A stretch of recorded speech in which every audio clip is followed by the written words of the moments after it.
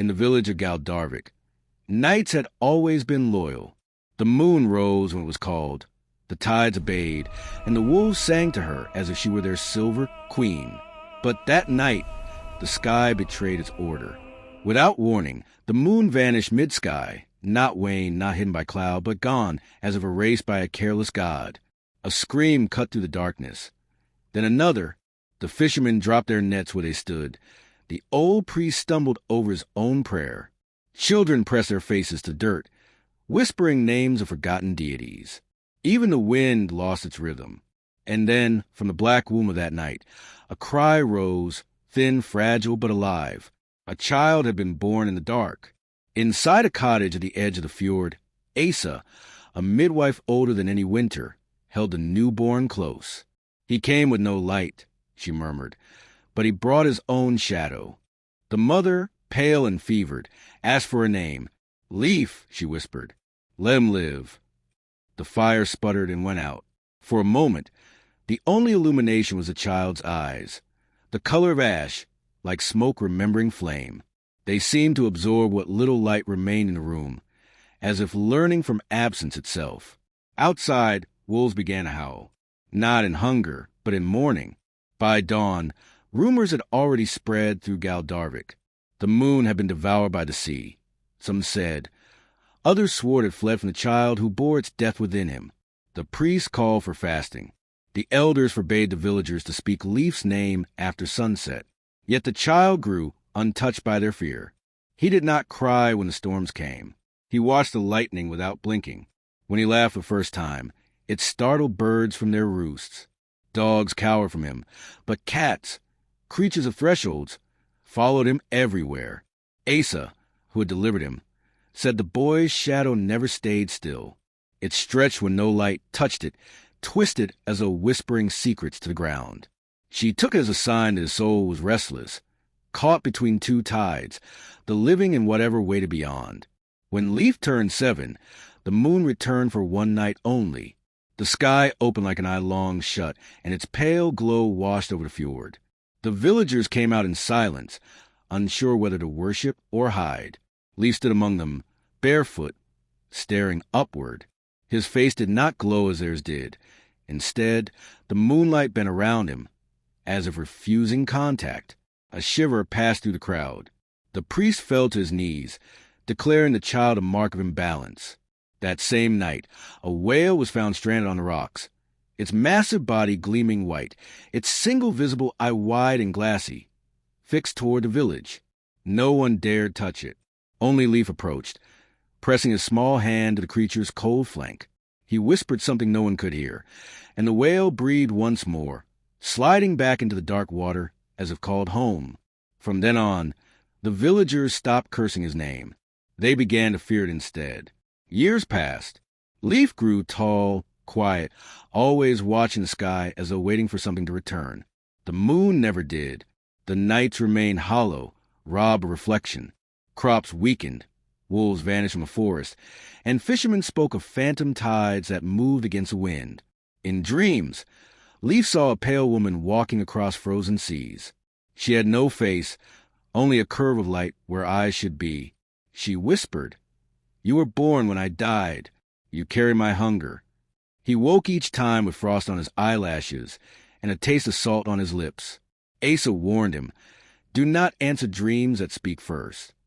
But the older he became, the louder that voice grew, until it wasn't confined to sleep. The air itself began to echo with it, soft and constant, like the breath of the tide. One evening, Leaf climbed the cliffs beyond Galdarvik, where the wind carved the rock into shapes of grief. He called into the dark, "If I am your shadow, then what are you to me?" The sky trembled. The sea below began to glow faintly, as though remembering the moon's reflection. A figure rose from it, neither woman nor ghost, but something in between, woven from silver mist and salt water. "I am what was lost," the figure said. "You are what remains." She reached out, her touch cold as creation itself, and for the first time Leaf's eyes reflected light. From the village below, they saw it. The boy standing upon the cliff, bathed in impossible silver, the sea roaring beneath him. Some said he was stealing the moon back from death. Others swore he was offering himself in exchange.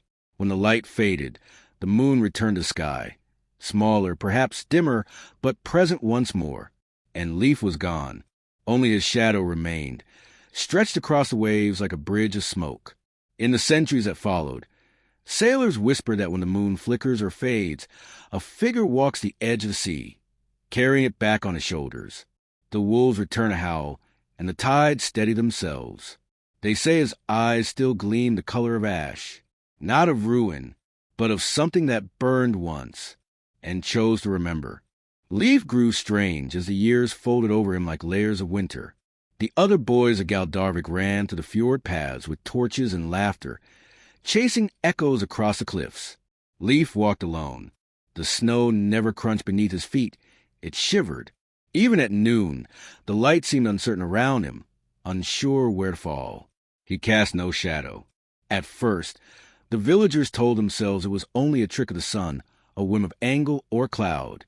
But even in firelight, especially in firelight, there was nothing. When the smith lifted a torch near him, the glow slid over his skin like oil, refusing to cling. The man's hand trembled. "He's hollow," he muttered. Leif didn't argue. He simply nodded, as if the truth had been confirmed.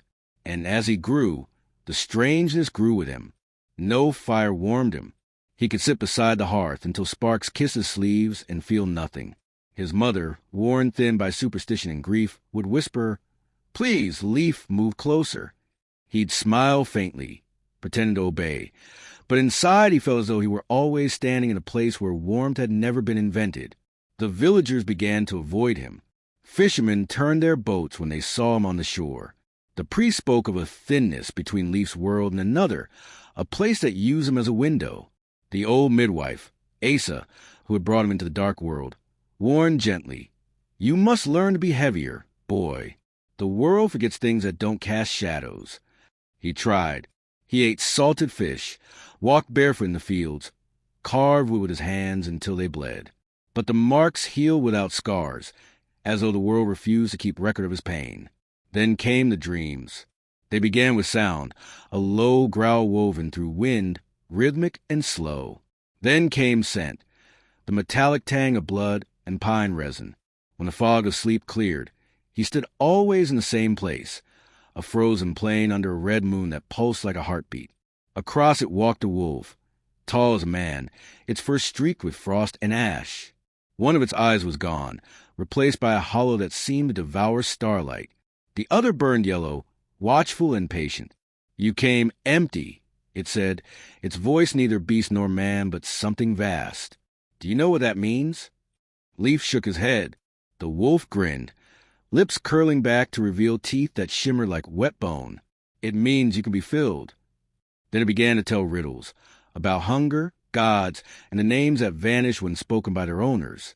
"Tell me," it said, circling him slowly, "what becomes of a god who eats his own name?" Leif hesitated. He forgets himself? The wolf's tail brushed the snow, leaving no mark. No, he becomes every hunger ever born. He becomes a silence that swallows prayers. Another night, the wolf asked, "What does fire eat when all wood is gone?" "I don't know," Leif murmured. "It eats memory," the beast said, "and when memory is gone, fire becomes cold again."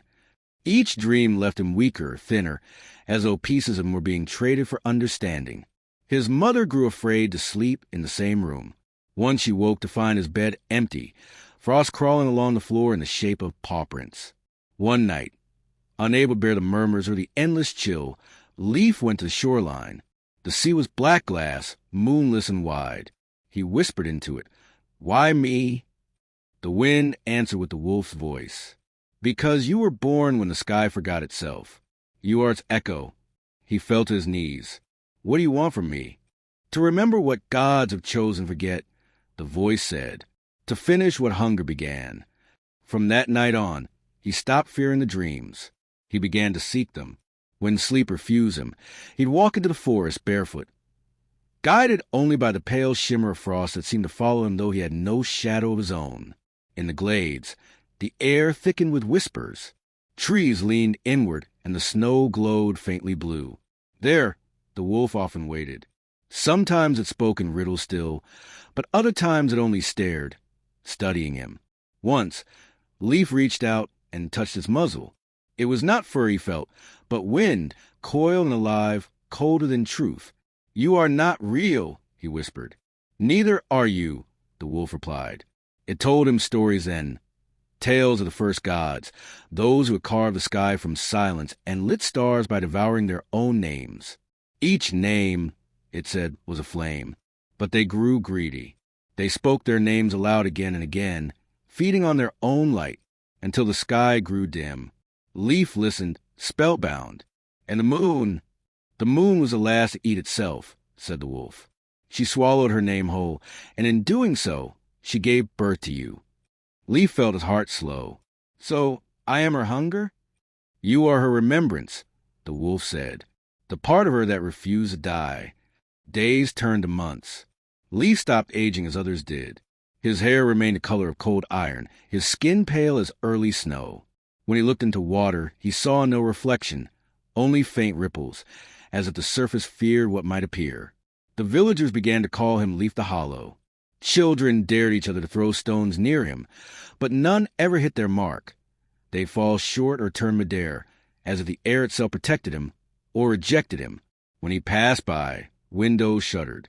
The priest muttered, "No fire warms him, because he remembers the first fire's hunger." But Leaf had grown beyond hurt. He had learned something from the wolf, something dangerous. He had learned that emptiness can be fed, so he began to feed it, not with food or warmth, but with silence. He stopped speaking for days at a time, then weeks. The fewer words he used, the stronger he felt. Shadows near him began to stretch again, not his own, but borrowed. He could walk through mist and hear the echo of his steps a moment before he took them. And always, in dreams, the wolf returned. One eye missing, the other gleaming like a dying star. "Do you understand now?" it asked. Leaf nodded. The gods who ate their names did not vanish. They became hunger itself. "And you?" Leaf's lips parted, but no sound came. The wolf smiled. "You are learning to be one of them." Its breath brushed his face, smelling of frost and blood and something older than time. When Leaf woke, his bed was rimmed with ice, and his mother's rosary lay split on the floor. Outside, the moon, though full, seemed to look away. And deep in the forest, a single wolf's howl rose, not of grief, but of welcome. The truth came not as thunder, but as a whisper from a woman whose voice the years had softened to ash. Svala, Leaf's grandmother, had always seemed older than the house itself. Her back bent like the curved beams above the hearth, her hair a pale halo of frost.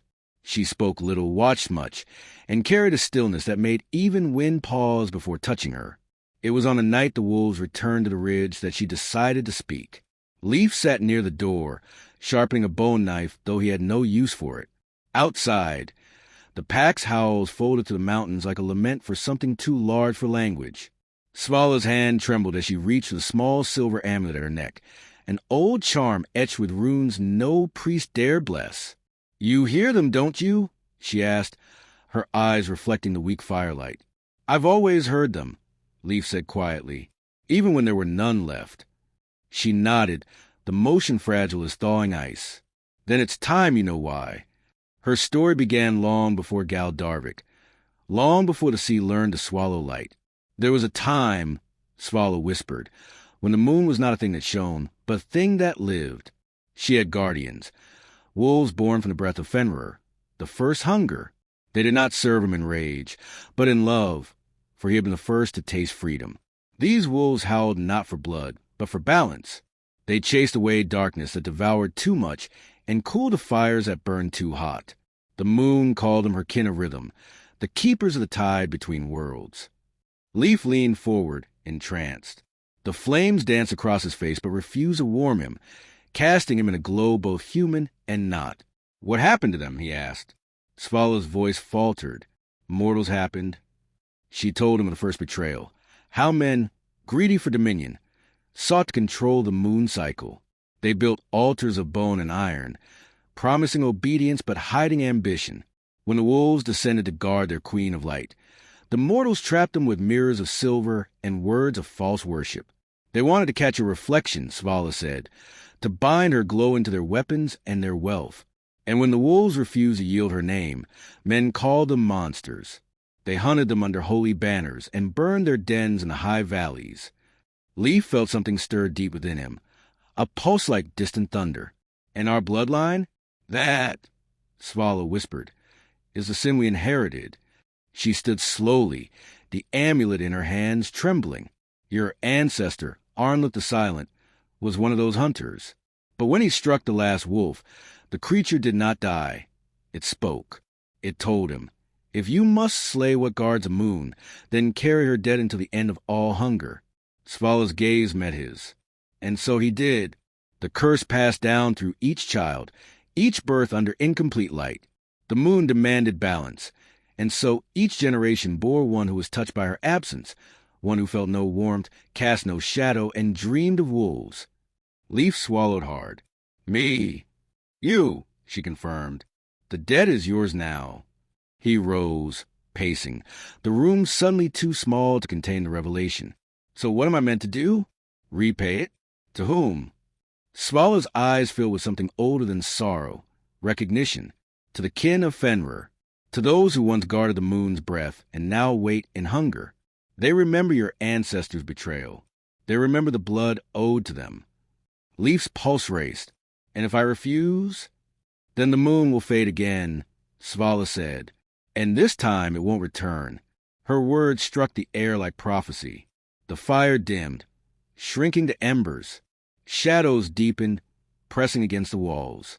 Svala went on, her tone distant, almost reverent. There is a place where the wolves still roam, in dreams between the heartbeat of sleeping gods. You must go there, Leif. They will test you. They will not forgive easily. But if you can bear their hunger without becoming it, the debt will end. And if I can't? Her silence was answer enough. Leif stared at the amulet in her palm. It glowed faintly, pulsing like a captured heartbeat. The runes along its edge formed a circle broken in one place, as though something once whole had been deliberately fractured. What does it mean? He asked. Svala pressed it into his hand. It is the moon's missing name, she said. The piece that mortals stole and wolves still mourn. If they see you carry it, they will know you come not as thief, but as heir. A gust rattled the shutters. Outside, snow began to fall in spirals, each flake glowing briefly before melting on the glass. Leif turned toward the sound. The howl again, closer now, layered with others, harmonic and terrible in its beauty. They're calling, Svala whispered. They've smelled your awakening. Leif tightened his grip on the amulet. Then I'll answer. Be careful, child, she said, tears trembling but refusing to fall. Debt and destiny are twins. One frees you, the other eats you. That night, Leif dreamed not of the one-eyed wolf, but of many, a vast pack moving through a sky of torn clouds, their bodies made of mist and memory. Among them ran a smaller shadow, shaped like him. They turned to look at him with eyes like stars and spoke in one voice. You carry our hunger, but will you feed it or forgive it? He woke before dawn. The world was white and quiet, as if holding its breath. The moon still hung above the fjord, but it was thin now, trembling, half-eaten. Leif looked up at it and whispered, I will find them. And though no wind stirred, a low, answering growl rolled from the forest, soft, approving, and ancient as the first fire.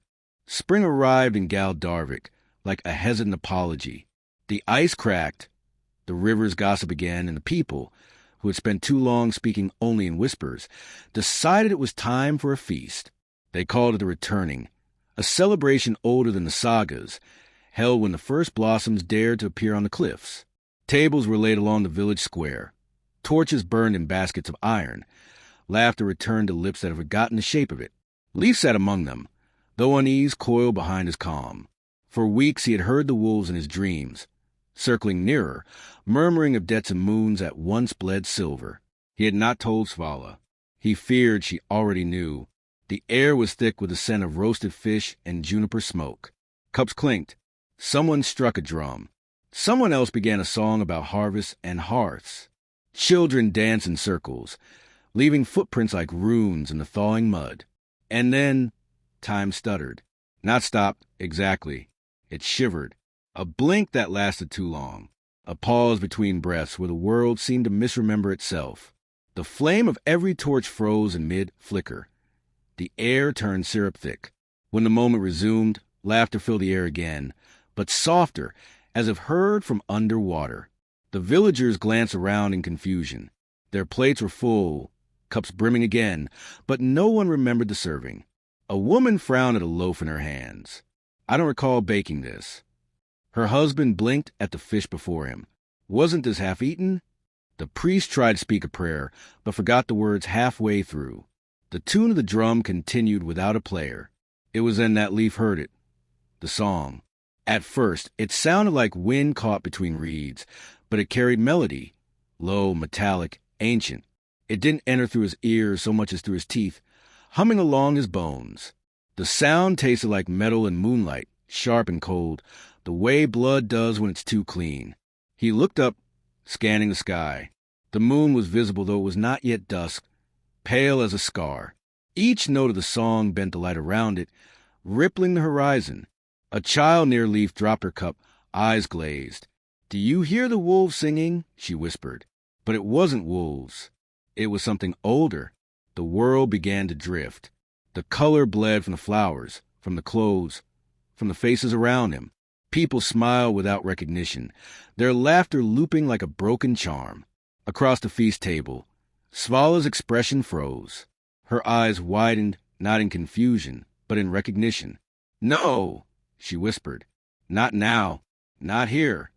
She tried to stand, to reach Leif, but her hands trembled as oppressed by unseen weight. The dead is calling. Leif could barely hear her over the rising hum. The song pressed tighter, heavier, until even his heartbeat tried to sync with it. He rose slowly, as if the ground itself tugged at his ankles. Then he saw them. Figures at the edge of the firelight. Shadows shaped like wolves, though their movements were too smooth, too deliberate.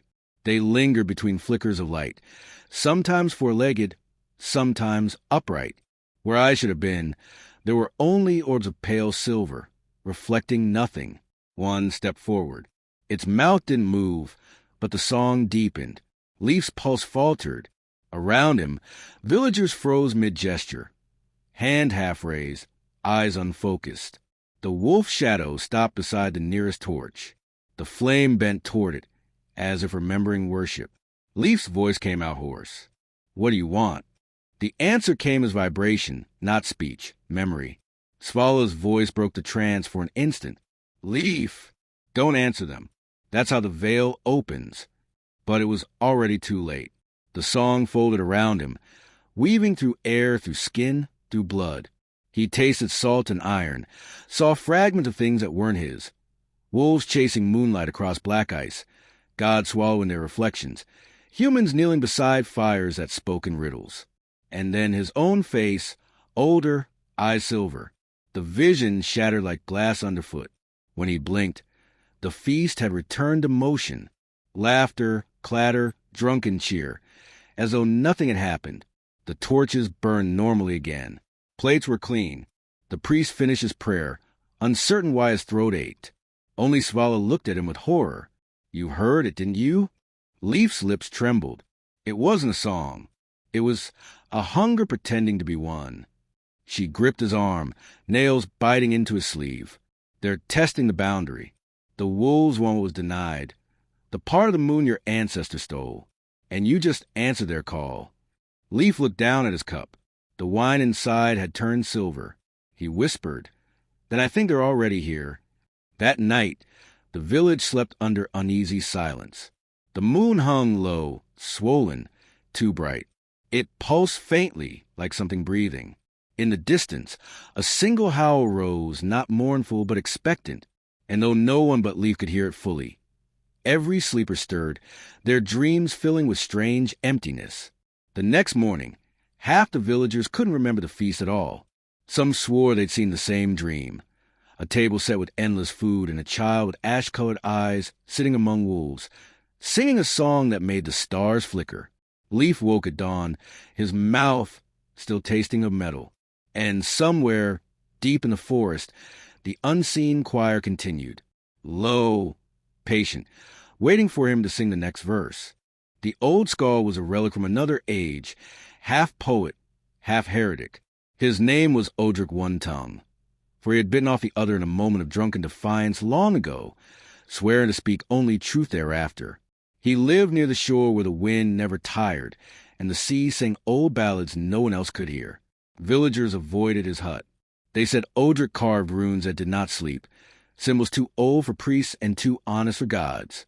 He claimed they were not words but wounds, scars left on the world when creation bled for the first time. Leaf found him one evening at low tide, crouched among stones slick with salt. The skull's knife moved with careful rhythm, cutting symbols into driftwood and whalebone. Around him, the air shimmered faintly, as though heat had learned to mimic breath. "Those marks," Leaf began. Odric turned, his one good eye gleaming. "They're older than the moon you were born under, boy. They remember things the gods prefer forgotten." Leaf hesitated. "They hum. They do when someone with the right blood comes close." The old man's smile was crooked, teeth like yellow runes themselves. "You're the echo they've been waiting for." The waves whispered against the rocks, but the rhythm was wrong, too slow, too deliberate. Odric pressed his thumb into one of the carvings, and a faint vibration filled the air. The symbol pulsed faintly blue, then died.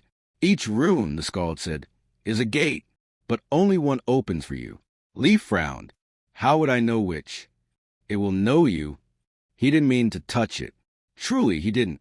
But something in the pattern, a crooked spiral crossed by a line of teeth, pulled his gaze, then his hand. The moment his fingers brushed the wood, the air went rigid. The rune awoke. It began with a hum, soft, sorrowful, like a flute buried beneath the sea. Then the sound deepened, turned metallic, vibrating through the stones, through bone, through thought. Leaf gasped as the mark began to glow, light threading up his arm like molten silver. Odric stumbled back, his face pale. "By the old fires, it knows you." The wind stopped. The sea, halfway through a sigh, froze mid-tide, a wall of water sculpted in motion. Droplets hung in the air like stars trapped in amber. The gulls above were silent, suspended between wing beats. Only the rune moved, its light pulsing in rhythm with Leaf's heartbeat. He could hear it now, a voice beneath the hum, layered, ancient, neither male nor female. "Blood of the betrayer," it said, "and of the moon's hunger. The door remembers you." Leaf's knees buckled. He pressed his hand to the sand, but even the grains had hardened to glass. His reflection stared back on the frozen wave, eyes of ash, veins of silver. What door?" he whispered. Odric, trembling, made the sign of a forgotten god. "That mark is from before the age of names. It's one of the Fenrirskr, the wolf runes, forged to bind hunger itself. Your ancestor sealed them when he made his pact. If it's waking now..." He didn't finish. The rune pulsed again, brighter, faster, until it seemed the entire world beat with Leaf's pulse. He felt something tug from within, like a tether winding through his ribs toward the sea. The frozen wave cracked. A fissure ran through it, spreading with a sound like bones breaking underwater. Inside the ice, shapes moved, vast, lupin, luminous. Their eyes glowed faintly, as if waiting for command. "They're still bound," Odric breathed. "By that rune, by your blood." Leaf felt it too, the connection, the recognition. The creatures in the ice stirred not in rage, but in reverence. They bowed their heads. The rune's voice echoed again. "Release or remain. The choice remakes the world." For a heartbeat, Leaf saw everything. The moons before this one. The gods before hunger. The night when wolves first sang creation into motion. He understood then that the debt his family carried was not punishment. It was custody. The wolves were not monsters, but guardians, chained by men who feared what could not be owned. He reached toward the ice. His hand trembled. "Leaf!" Odric's voice cracked. "If you break it, you can't unbreak it." Leaf's palm hovered an inch above the glowing symbol. "If I don't," he whispered, "the world stays half awake forever." He pressed his hand down. The hum became a roar. The sea shattered like glass, waves crashing forward but never touching him. Each drop that struck his skin turned to light. The wolves broke free, not flesh, not spirit, but something between silver silhouettes running across the surface of the water. The air filled with their chorus, ancient, beautiful, terrible.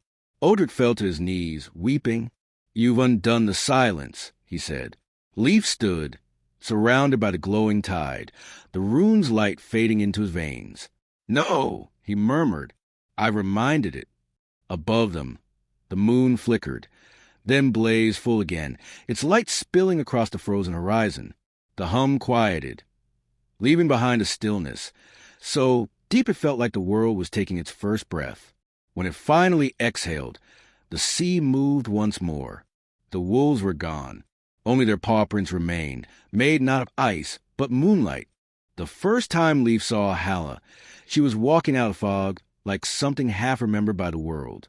The storm had passed at dawn, leaving the air raw and metallic. The tide was retreating, dragging shards of ice and splintered driftwood back into the deep. And through that pale morning mist came a woman, barefoot, her hair matted with salt, and a wolf pelt slung over her shoulders that still bled where the seams met flesh.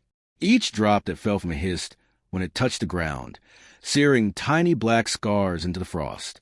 She stopped a few paces from Leif's hut, her eyes, one gray, one gold, searched him as though confirming a rumor whispered by the sea.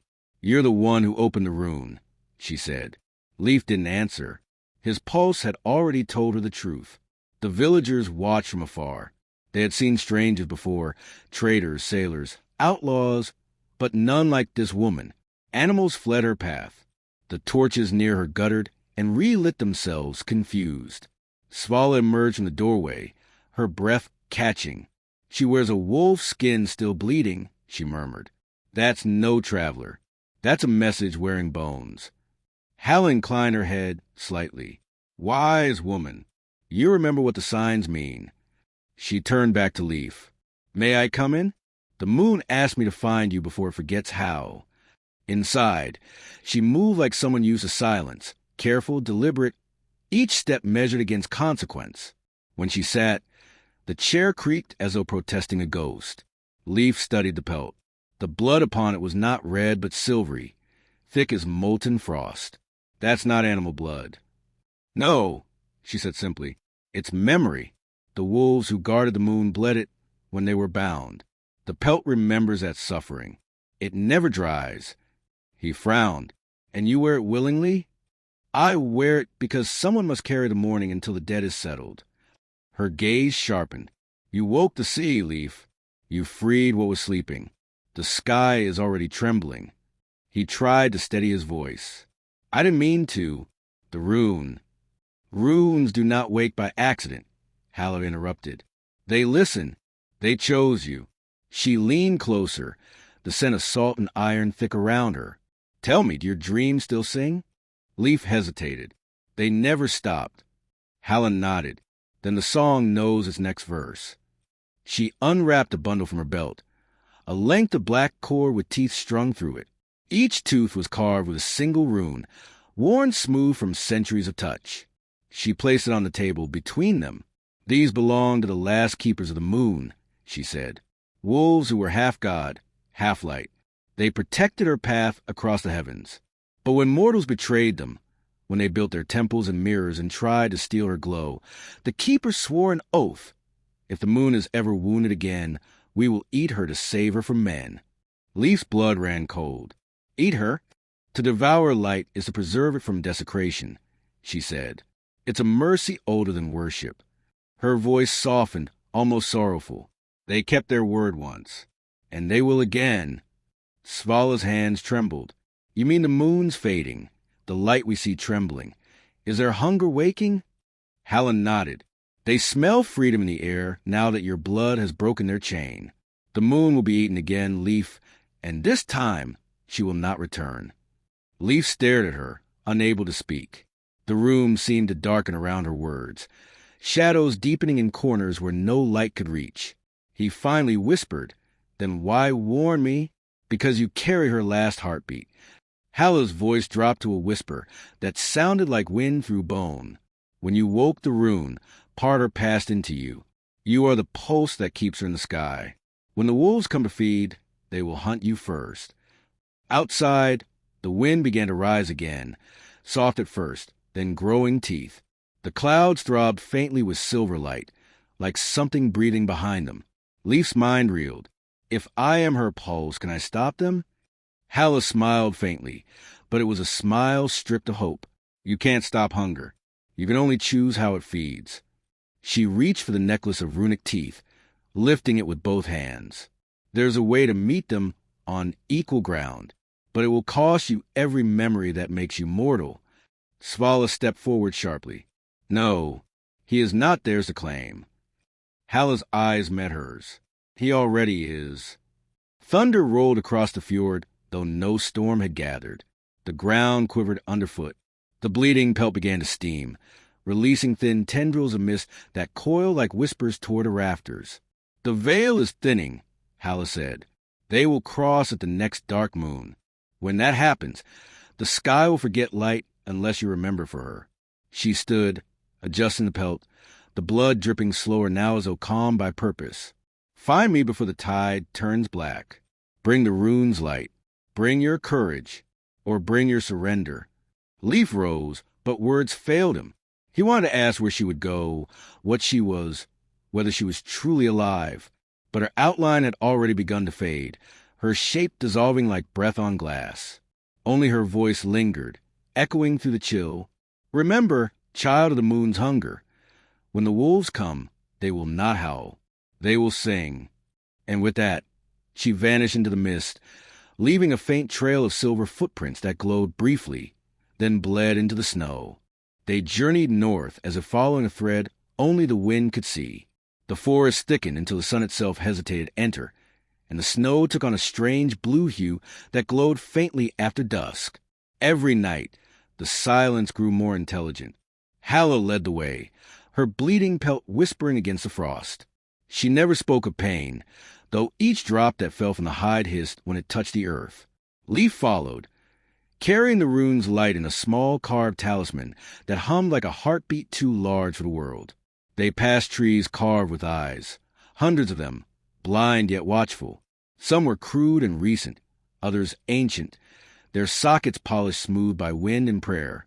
The wolves, Hala said, had once taught mortals to carve these trees, so the forest could see what men could not. Now, when they passed, the carvings wept sap. The wolves of this region did not attack.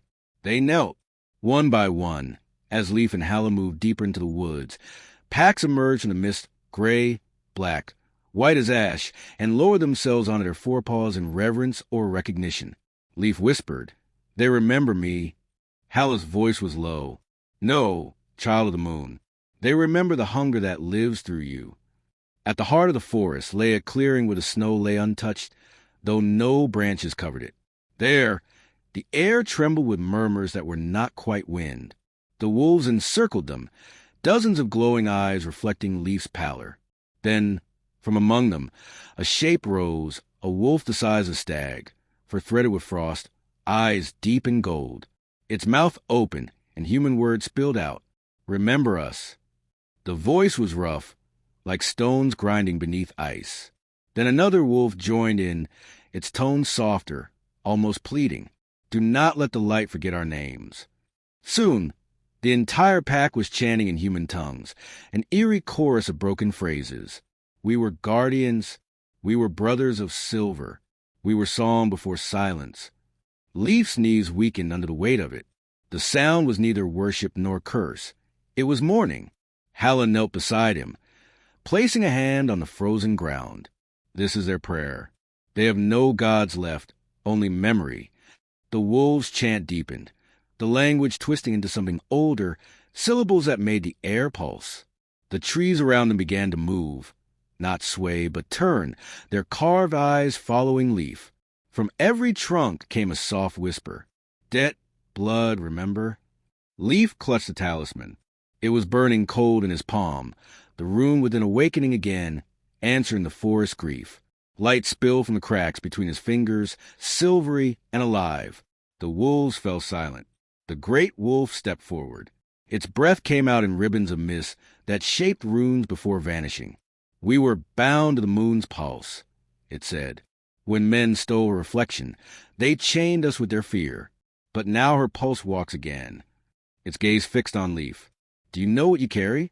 He shook his head, though part of him already knew. "The last heartbeat of the moon," it said. "It is dying inside you. When it stops, the sky will be empty and the sea will forget to move." Leif's throat tightened. "Then tell me how to save it." The wolf's eyes dimmed. "To save her, you must feed her. Light cannot live on devotion alone. It needs sacrifice." The word hung in the air like frost that refused to melt. Halla rose, her voice edged with sorrow. "They mean what you fear. Every age, the moon borrows a life to stay awake. The debt was always blood, Leif. Your ancestor paid it once by killing what he should have protected. You must pay by restoring what he destroyed." Leif clenched his fists. "You mean die?" The wolves began to hum again, not in cruelty, but pity. "Not death," the great one said. "Exchange. The heart for the hunger. The human for the moon." Leif looked to Halla, but her eyes were downcast. "If you refuse," she murmured, "the wolves will feed instead, and the moon will vanish forever." He stood in the center of the clearing, the forest watching, the pack surrounding him like a living circle of fate. The air vibrated. Every carved eye wept. The rune in his talisman pulsed harder and harder until he could feel his bones glowing beneath his skin. And beneath it all, faint and distant, he heard the echo of the one-eyed wolf's riddle from his childhood dreams. What becomes of a god who eats his own name? Leif closed his eyes. The answer finally came. He becomes memory itself. He stepped forward, light flaring around him. The wolves lowered their heads, howling, not in hunger, but in reverence. The trees whispered in unison. "Then remember us, moon blood, when the sky forgets its name."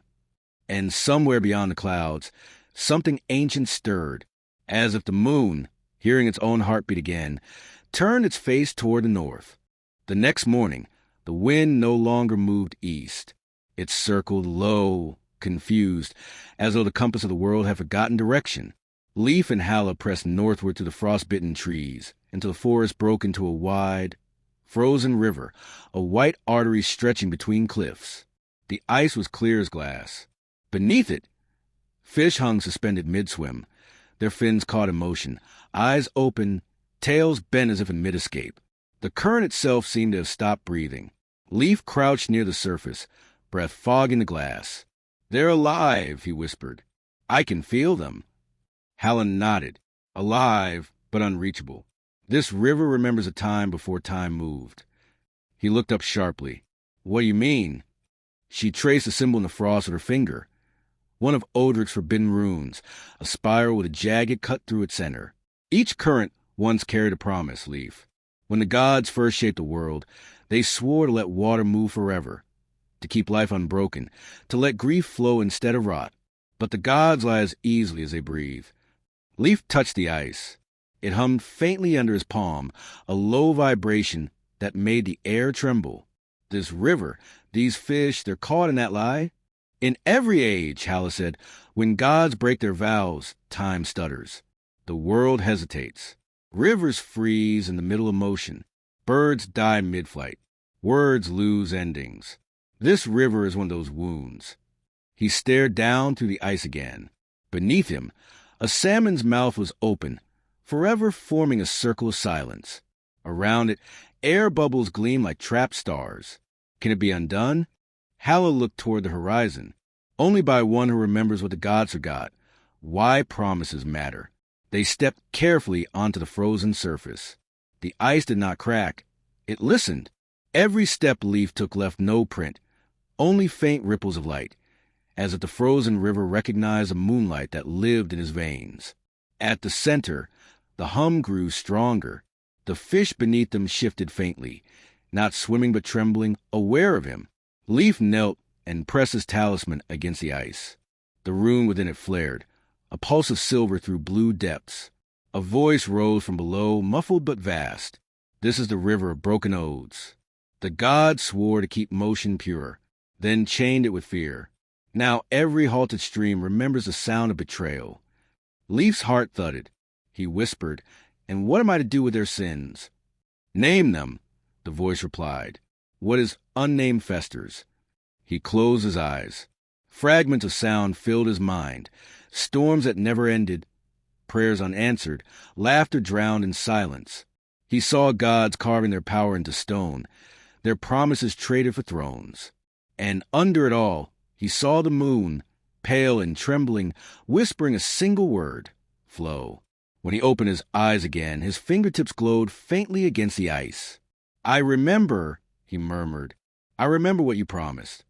The hum deepened, the tone becoming mournful. Cracks of light laced the frozen surface, not breaking it but releasing it. The fish began to move again, slowly, sluggishly, like memories waking after centuries of sleep. Their scales shimmered silver, their eyes soft with confusion. The river exhaled. Water flowed once more, carrying fragments of light down the valley. The thaw spread outward, a moving vein of remembrance through the land. Hala watched, her expression unreadable. "You've done what no priest or god could do. You've given motion back to what they silenced." Leif looked exhausted, his breath ragged. "All I did was remember." "That's all the world ever needed," she said quietly. "Mortals remember. Gods forget." She stepped beside him as the current roared to life again, sending sheets of mist into the cold air. Every halted current was a promise broken. Every time you free one, the gods lose a little more of their dominion. Leif frowned. "Then they'll come for me." "They already are," Hala said. "You felt it. The river watched you. Everything old knows your name now."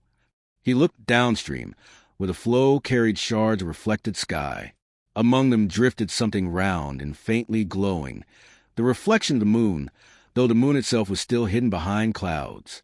It wavered, dimming, as if struggling to hold form. Leif whispered to it, "I'll keep you moving." And for a heartbeat, the reflection pulsed back in rhythm with his heart. Then the wind shifted north again, carrying with it a distant, familiar sound. A chorus of wolves, howling not in hunger this time, but in warning. They reached the staved church at dusk, its spires rising like black ribs against the snow-heavy sky. The structure leaned to one side, burdened by centuries of weather and silence. Icicles hung from its eaves like the teeth of something sleeping. The door groaned when Hala pushed it open.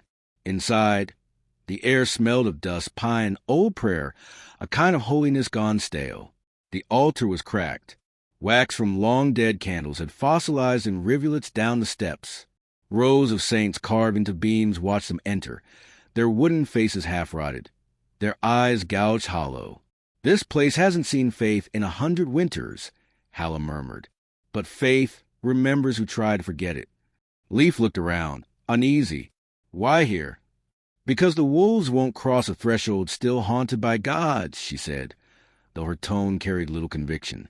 "And tonight, they'll be hunting the light you freed from the river." They built no fire. Leif's presence alone made the air shimmer faintly, casting a dull silver glow over the pews. Hala spread her bleeding pelt near the wall. It pulsed weakly, as if exhausted from holding the warmth of its former life. Leif sat beside the altar, tracing runes in the dust with a finger. His voice was low. "The saints are watching." "They always do," Hala said, eyes fixed on the crucifix above them. The figure of Christ hung crooked, the wood blackened by time. Moonlight from the broken window fell across it, and then shifted as though drawn inward. The crucifix began to bleed, not red, but silver, the same liquid that ran from Hala's pelt. It dripped from the nailed hands, pooling on the stone floor in trembling circles of light. Leif rose slowly. "Hala." She didn't look away. "Don't move. They're waking." The carvings on the walls stirred. Wings flexed where there had been only pattern. Faces blinked open in the beams. Halos turned to rings of fireflies. The saints' mouths twisted, not in praise, but in snarls. Their wooden lips pulled back, showing teeth carved long before theology tamed them. "Intruders," they hissed. "Thieves of divine silence." Leif felt the air grow heavy, dense with judgment. The crucifix shuddered above the altar. Its eyes, once empty, now glowed faintly blue. "Why do they hate me?" he whispered. Hala rose, her shadow tall against the wall of living saints. "Because they were carved to honor gods who broke the world. And you carry what those gods abandoned." The saints began to climb down from the walls, their movements creaking like old trees in storm. One reached toward Leif, its hands splintering into claws. Hala stepped between them, drawing a blade made of bone and frost. "You'll not touch him," she growled. The saints paused. One spoke in a chorus of overlapping voices. "You were the skin of our enemies." Hala's expression tightened. "And you were the memory of liars." She raised her free hand, and the bleeding pelt along her shoulders came alive. Its fur bristled, its silver blood catching light like flame. The saints recoiled, retreating toward their beams, muttering prayers that sounded like curses. The crucifix continued to drip moonlight, steady and mournful. When the last echo faded, Hala knelt, trembling. "They'll return when the moon climbs higher. The sanctity of this place is poisoned. It remembers too much." Leif sat beside her, still staring at the glowing blood. "You spoke their language." "I remember parts of it," she said quietly. "It used to be mine." For a long moment, only the wind answered. Then Leif asked a question that had been coiling in his chest since they met. "What are you, Hala?" Her breath clouded the air. She didn't meet his gaze. "I was human once." He blinked. "Once. I was a priest's daughter here, in this very church," she said. "Before it fell silent. Before your ancestors sealed the wolves." Her fingers brushed the pelt. "They came to me in dreams, told me the gods had devoured their own oaths and that mortals would soon do the same. I prayed for deliverance. They gave me this instead." She lifted the edge of the pelt. It fused seamlessly with her skin. "To carry their mourning. To remember what they were." Leif's voice softened. "You were their keeper." "I was their penance," she corrected. "When the gods ordered the moon to be chained again, they demanded a human intermediary, someone to bear both worship and guilt. I said yes." Her eyes glimmered, one gold, one gray, "and I've been bleeding ever since." The crucifix flickered again. Moonlight pooled beneath it, spreading across the floor like silver water. Hala touched Leif's hand. "The saints will not protect us. They were carved to preserve divine order, not justice. When they see the moon's light in your blood, they see the end of everything they were built to worship." Leif turned his palm upward.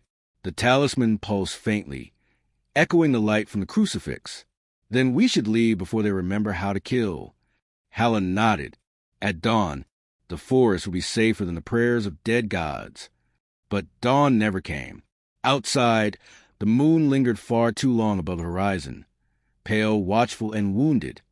While inside the church, the saints began to whisper again, their wooden voices turning into a chant that made the silver blood tremble. It was a hymn Leif almost recognized, the same one the wolves had sung in human tongues.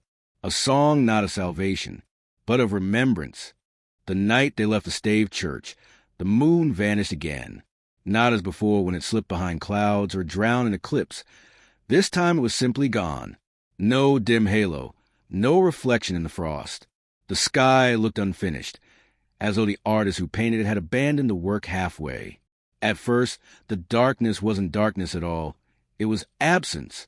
The stars dimmed too, not by shadow but by forgetting. Color thinned. Sound fell slower. Even breath seemed to take longer to find its way back out. Leif felt it immediately. The rune at his chest stopped glowing, its hum strangled mid-pulse. He clutched it, but it was silent, like a heart that had remembered death. Hala's face turned pale, the bleeding pelt over her shoulders trembling with faint convulsions. "She's gone," she said, her voice breaking. "The moon has been devoured." The wind carried no answer, only a new sound, a crack deep within the ice. They reached the fjord by dawn's ghostlight, but the horizon was flat, frozen mid-motion. Waves had risen and stiffened into towering shapes of glass. Within them were trapped gulls, fragments of oars, shattered reflections of sky that refused to remember itself. Leif pressed his hand to the ice. "It's breathing," he whispered. It was. Each frozen crest shuddered slightly, as though something below still dreamed of movement. Then the shapes began to change. From beneath the translucent surface, figures emerged, slowly, deliberately, rising to the frozen waves like thoughts surfacing from deep memory. At first, they seemed to be wolves. Long bodies, sharp muzzles, for glinting with light stolen from forgotten stars. But as they broke free, their faces turned human. Hala stepped back, horror clouding her golden eye. No, not them. Not yet. The first creature howled, but the sound broke halfway into speech. A voice like water gurgling through bone. We remember what was promised. Its face, part man, part moonlight, was serene and terrible, as if grief itself had grown a spine. Another rose beside it, its jaw split by twin rows of silver teeth.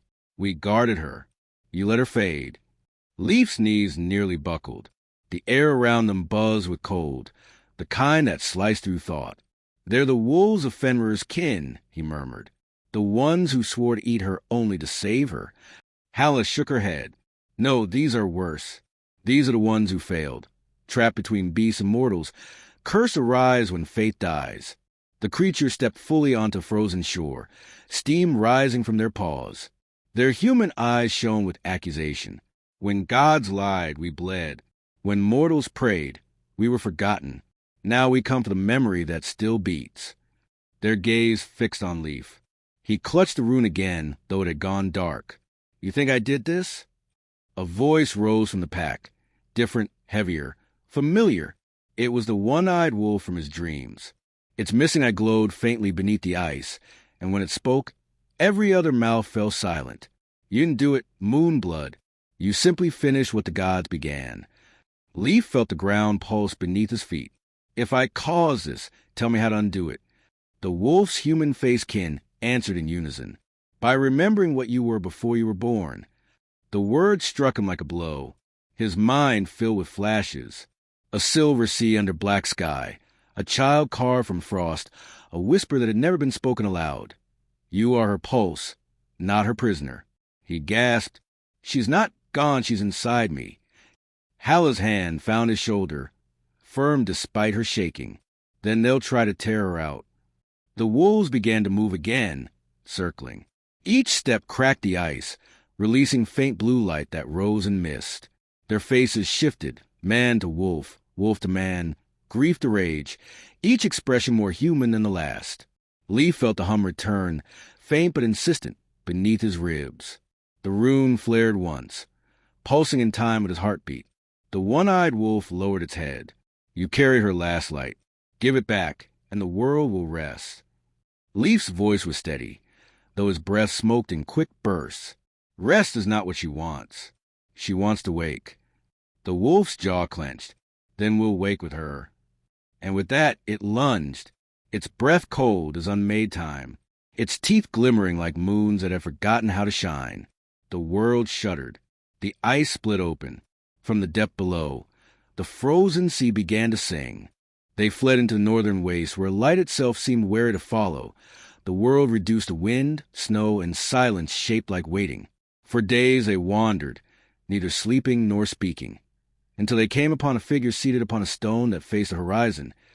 A man wrapped in furs so ancient they looked grown from the earth itself. He wore no hood, though the cold gnawed at bone. His eyes were milky, blind yet seeing more than sight should allow. Before him lay a harp strung with what looked like threads of sinew and silver. When the wind moved, it played itself, and the air trembled with half-remembered sorrow. Hala whispered, "That's impossible." Leaf turned to her. "Who is he?" "The skald of the first howl," she said. "He vanished before the gods took names. They say he sang the first wolf into being." The man tilted his head, smiling faintly. "And yet I never stopped singing it," he said, though his eyes were fixed on something beyond them both. His voice was rough but melodic, each word carrying the rhythm of snow falling on drums. "You've brought the moon scent with you. It burns like nostalgia." Leaf stepped closer. "If you're the one who sang them into being, then you can stop them. The wolves are rising again. They mean to eat the moon forever." The blind skald laughed softly, a sound like wind through broken flutes. "Ah, boy, creation does not obey its author. It only learns from its first note. He rose, taller than Leaf expected, his hands tracing the air like a man feeling for sound rather than shape. Once, I sang hunger into music. I thought that if I gave it rhythm, it would forget to bite. I was wrong. Wolves remember their purpose too well. Hala's eyes narrowed. Then why are you still here? Because the song never ended. It only changed singers. He turned toward Leaf, though his white eyes could not see him. And now it waits in you. Leaf frowned. I don't understand. You were born in the dark between verses. The skald said. When the moon fell silent, you became her refrain. You've sung without knowing it, every step, every breath. But your melody is incomplete. The skald's harp hummed, strings glowing faintly blue. Do you want to finish the song? Leaf hesitated. If it can stop the wolves, yes. The old man smiled sadly. It won't stop them. It will feed them differently. He began to play. The sound was unlike anything Leaf had heard.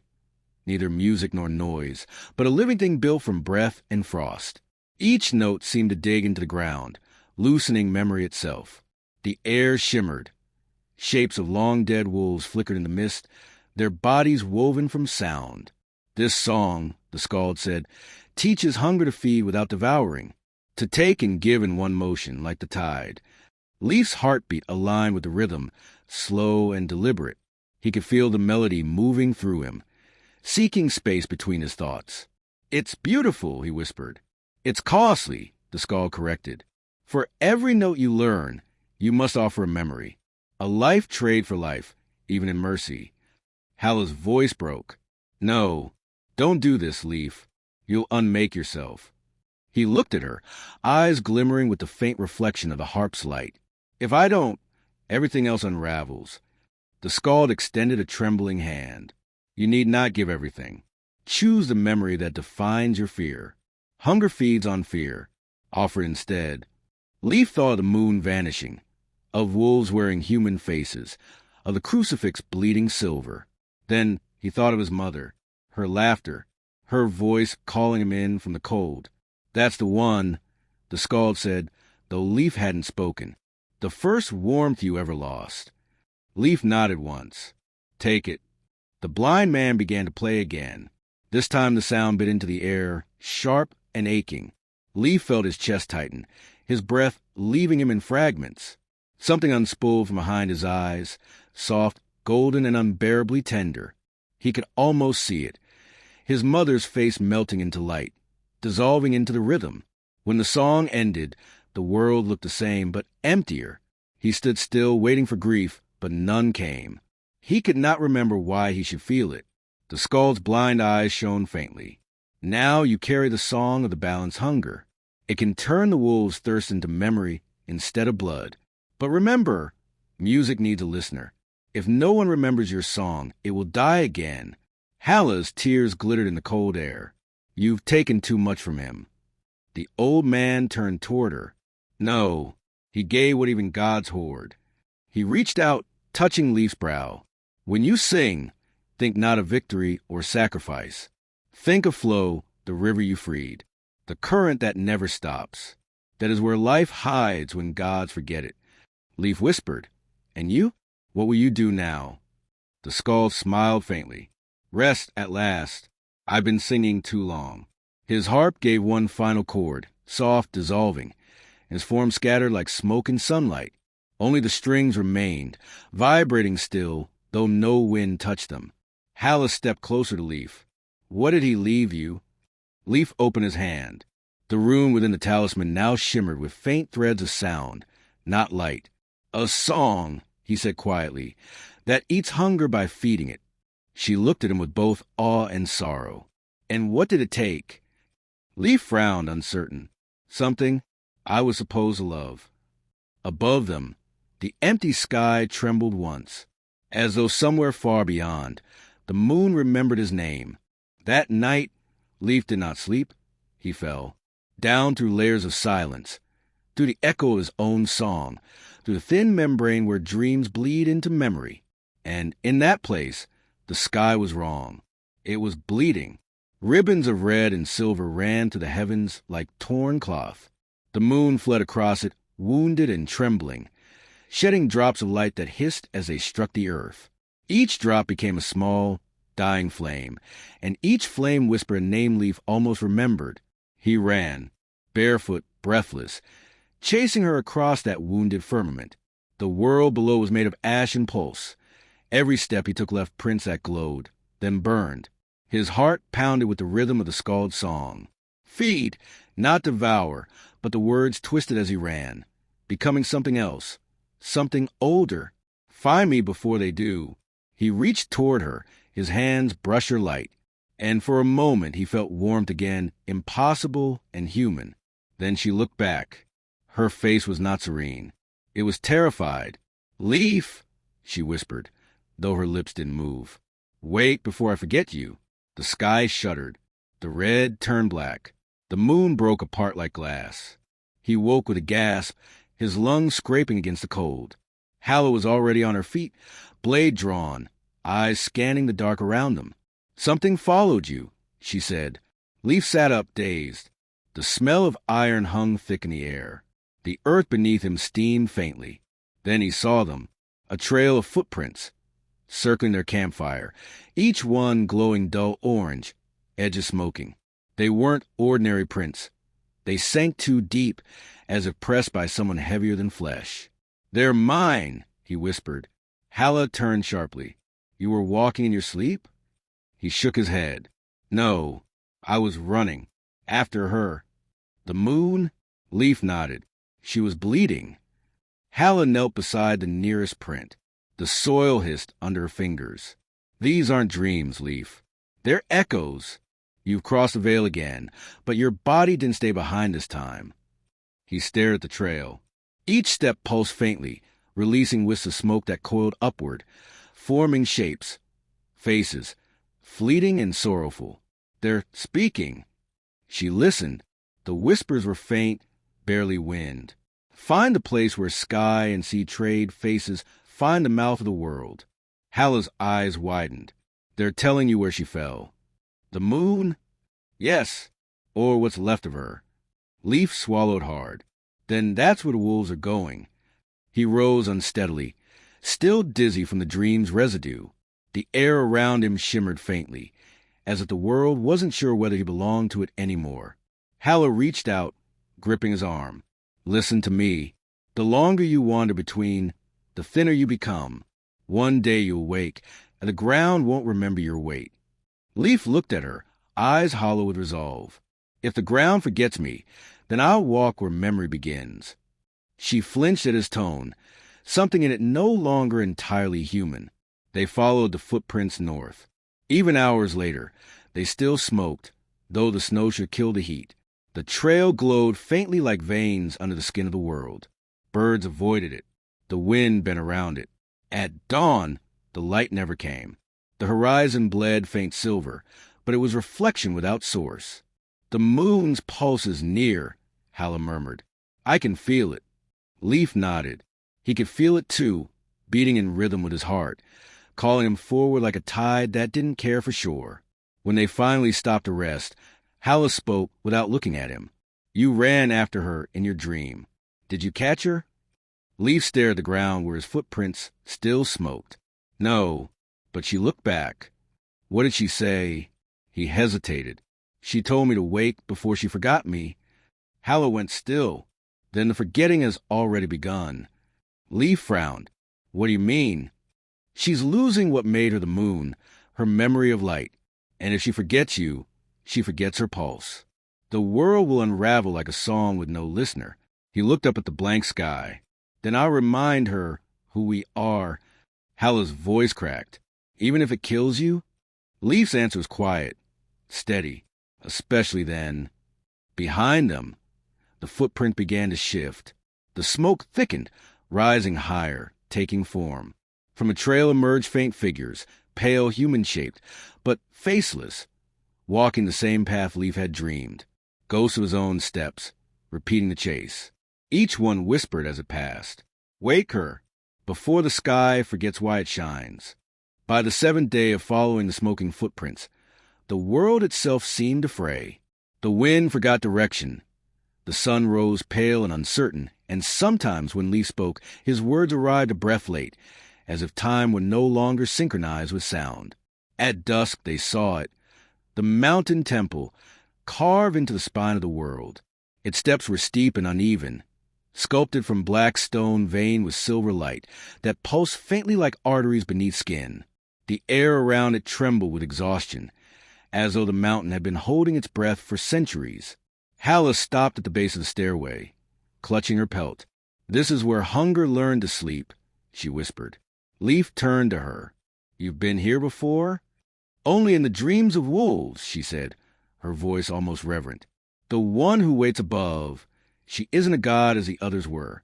She's what came after gods remembered guilt." They climbed in silence.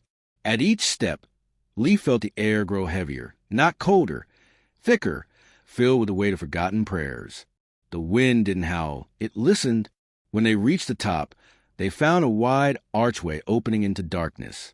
Inside, the air shimmered faintly, scented of salt and something older, like the breath of stone, just before it becomes dust. And there, half buried in shadow, reclined the goddess. Her body was vast, though fading, half flesh, half echo. Her hair pooled around her like spilled night. Across her skin, faint sigils flickered, fading in and out like stars that had grown tired of shining. One eye was open, the other seemed to dream still. Her voice came not from her mouth, but from every surface, walls, floor, blood, thought. Another child of debt, another echo of the moon's hunger. "Do you come to feed me or free me?" Leaf stepped forward.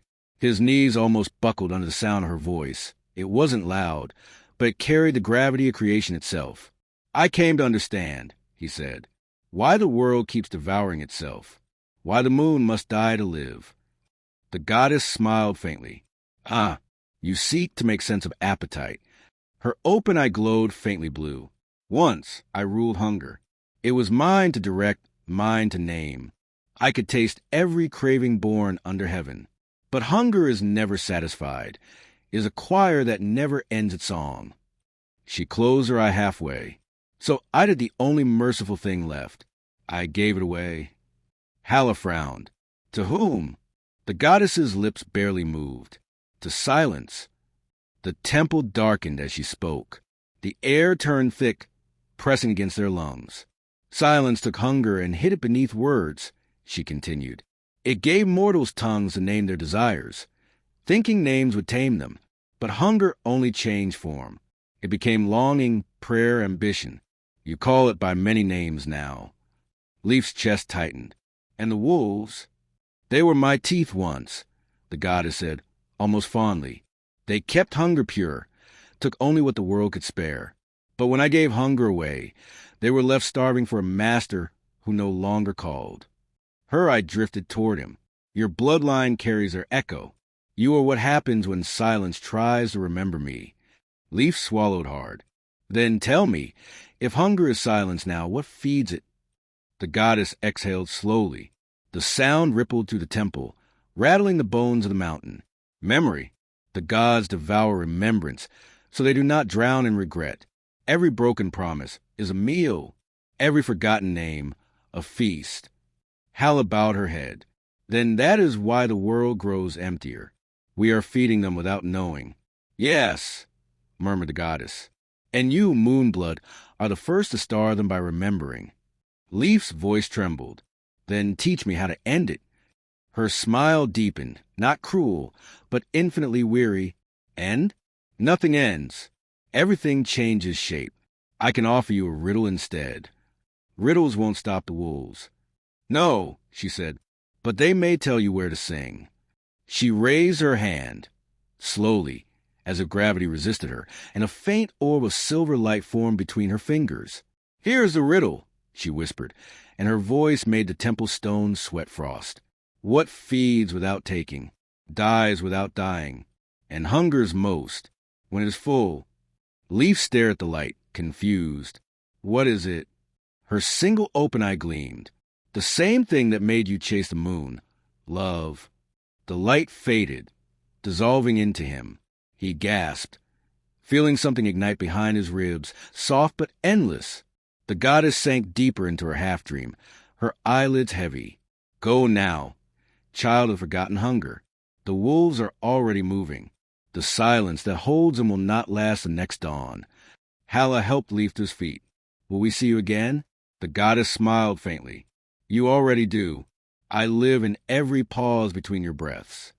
Her voice dimmed, becoming the hum of the mountain itself. Sing wisely, Leif. When you feed them, remember what you love most. That is the only thing hunger cannot consume.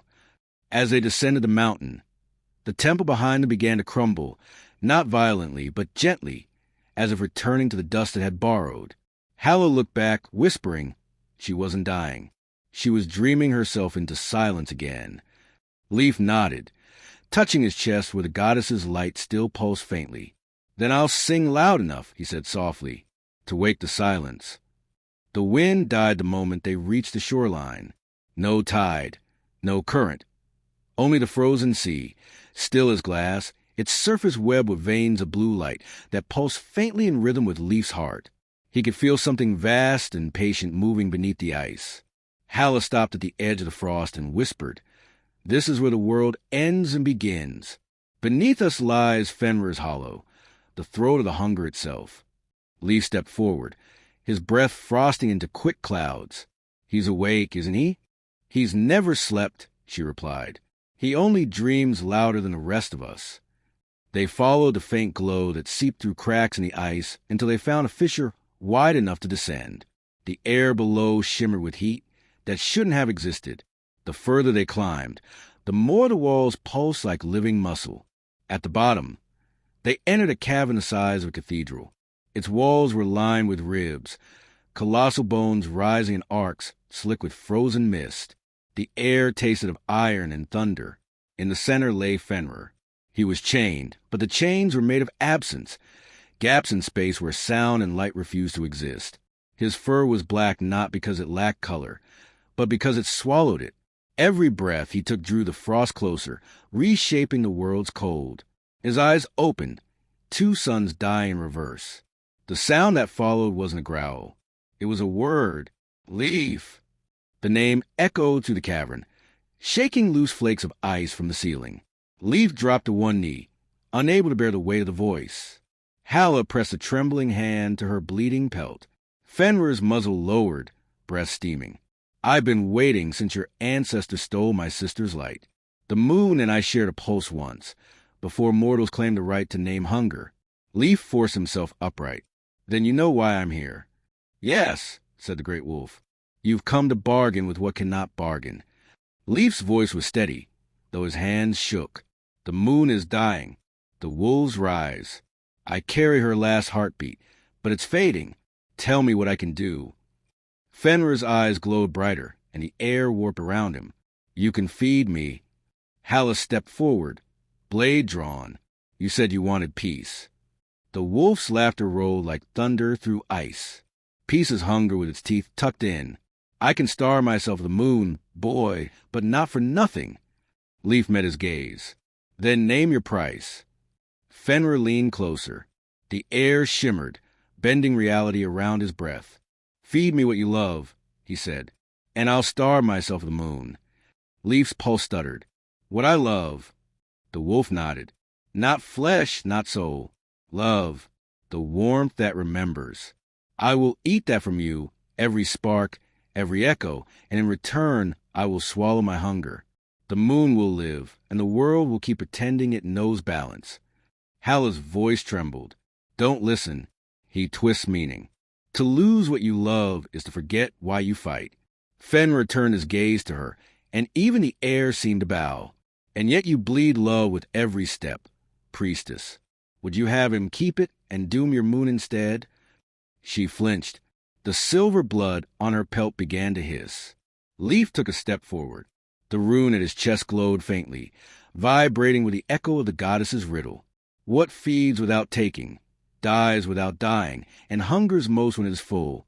He looked at Fenrir. Love isn't something you can devour. The wolf's grin widened. Everything can be eaten, boy. Even devotion, especially devotion. Leif's hand trembled at his side. If I give it to you, what becomes of me? Fenrir's tail lashed, cracking the ice beneath them. You become what I was before gods taught me to hate, empty but content. Silence filled the cavern. The glow of the rune pulsed faster. Halla touched his shoulder. Leaf, remember what the goddess said. The silence feeds on forgetting. If you give him what you love, you'll feed the wrong hunger. He looked at her, eyes reflecting both terror and calm. If I don't, she dies. Everything dies. Fenrir tilted his head. Not everything. Some things learn to live as absence. Leaf's voice was low. And if I sing instead, the skald taught me a song that feeds differently. The great wolf's ears flicked forward. A song cannot satisfy me. Then let me try, said Leaf, stepping closer. If I can make you feel what you gave away, maybe you won't need to eat it again. Fenrir's laughter shook the walls. You would sing to the mouth of hunger? Leaf nodded. It's all I have left. The wolf's eyes narrowed, ancient and amused. Then sing, Moonblood. Feed me what you are. Leaf closed his eyes. He remembered the river, the wolves chanting for remembrance, the goddess whispering love's riddle, and the blind skald teaching him how to feed without devouring. The melody rose in him like thawing water, soft, deliberate, impossible. The cavern trembled. The chains of absence quivered. Fenrir's chest rose sharply, as if the sound pierced him. His great jaws parted, not to bite, but to listen. The song swelled, filled with every memory of warmth Leaf had left. It flowed into the darkness, into the beast, into the very bones of the frozen sea. When it ended, the silence that followed was not hunger. It was awe. Fenrir lowered his head until his muzzle almost touched Leaf's. His breath came shallow, uncertain. You reminded me what fullness feels like. Leaf sagged, dizzy, the light fading from his eyes. Then will you starve yourself of her? The wolf closed his eyes. For now. But every hunger wakes again. When it does, sing louder. The ice above them cracked open, spilling pale light into the cavern. The first true moonlight in weeks. Halla caught Leaf as he fell. His skin was cold, his pulse weak. Did you give him what you love? She whispered. Leaf's lips curved faintly. No, I sang it. And above them, the moon trembled, bleeding still but shining. The moon shone again that night, wounded but alive, trembling above the frozen sea like an exhausted survivor. Its light washed over the shattered ice, the broken chains, and the two figures standing in the cavern's mouth. Leaf barely stood, leaning against Halla for balance. His skin gleamed faintly with the echo of the song he had sung to Fenrir. The rune on his chest no longer glowed, but breathed like an ember refusing to die. The silence that followed was not peace. It was aftermath, raw, waiting, aware that something sacred had been spent. Halla watched the moon for a long time before speaking. Her voice was soft in the wind now, heavy with the weight of decision. You've done what none of us believed possible. You made the hunger pause. Leaf turned to her, exhausted but alert. Us, he asked. She smiled faintly, and in that smile was sorrow too old to name. You still don't remember. He frowned. Remember what? Her hand rose, hesitant, trembling, and brushed the hair from his forehead. The night you were born, she whispered. The moon vanished the first time. The village screamed, the wolves howled, and the gods argued over which one of them had failed to hold the sky. Leaf's throat tightened. I know. My grandmother told me. She didn't tell you everything. Halla stepped back, and for the first time, her shadow moved differently from her body. It stretched, reshaped, lengthened until it stood beside her, a wolf silhouette made of light and breath. I was there that night, she said. Not as woman, not as wanderer, as wolf. The word struck him like thunder. I was the one sent to devour the newborn who carried the moon's silence. You. But when I found you, small, crying, eyes like ash, I saw something I'd never seen before a mortal. Leaf could barely speak. What did you see? Mercy. The wolf shadow turned its head, mirroring her movements perfectly. You looked at me, and you didn't scream. You reached out and touched my snout, as if I were the one who needed saving. Halla's voice broke. So I spared you. I took the punishment meant for your bloodline. I was cursed into this form, half human, half memory, condemned to wander until the balance was restored. Leif stumbled forward, shaking his head. "No, you, Halla, you fought beside me. You've bled for me. That was the penance," she said gently. "To protect what I once was sent to destroy. To guide the moon's pulse until it remembered how to sing." The air around her shimmered. The bleeding pelt at her shoulders began to dissolve. Thread by glowing thread, the silver blood seeping into the ice. "Halla, stop." "I can't."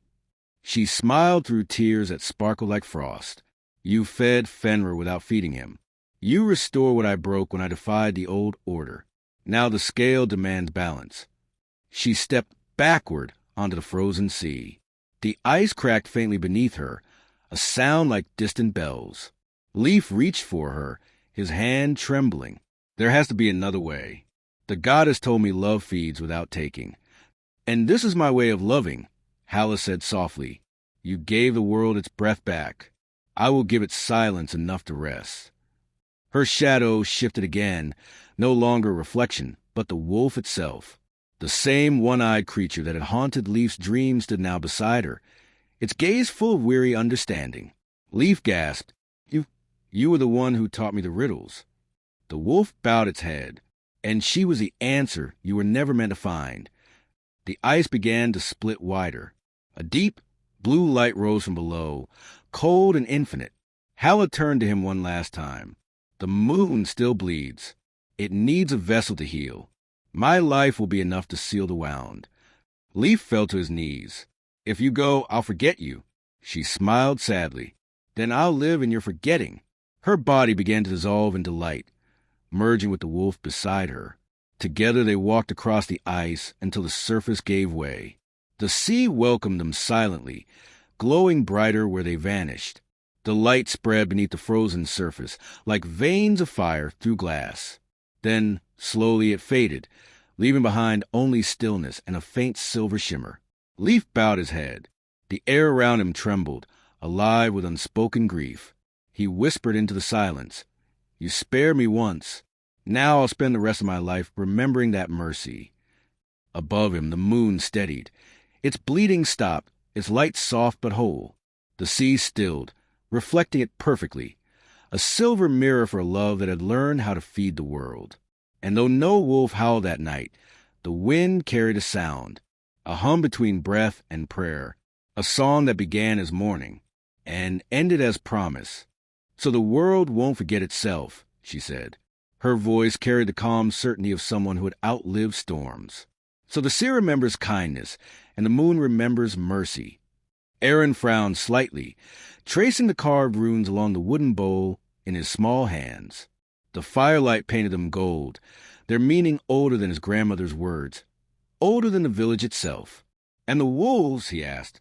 "They remember us," she said simply, and her eyes glimmered like tidewater under moonlight. "Without memory, even mercy dies."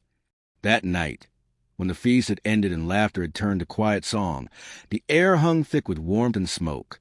The villagers drifted away in pairs and clusters, voices low, carrying baskets and blankets home through the soft thaw. The last of the embers painted the snow in copper hues. But Aaron lingered by the shore. Something in him felt unfinished. The world, too, seemed to be holding its breath. The wind brushed through his hair, cool and fragrant with salt. Above him, the moon, scarred but steadfast, hung like a great guardian's eye, its light steady as pulse. He had seen drawings of her as she once was, perfect and round, but he preferred her this way, marked, human somehow, alive.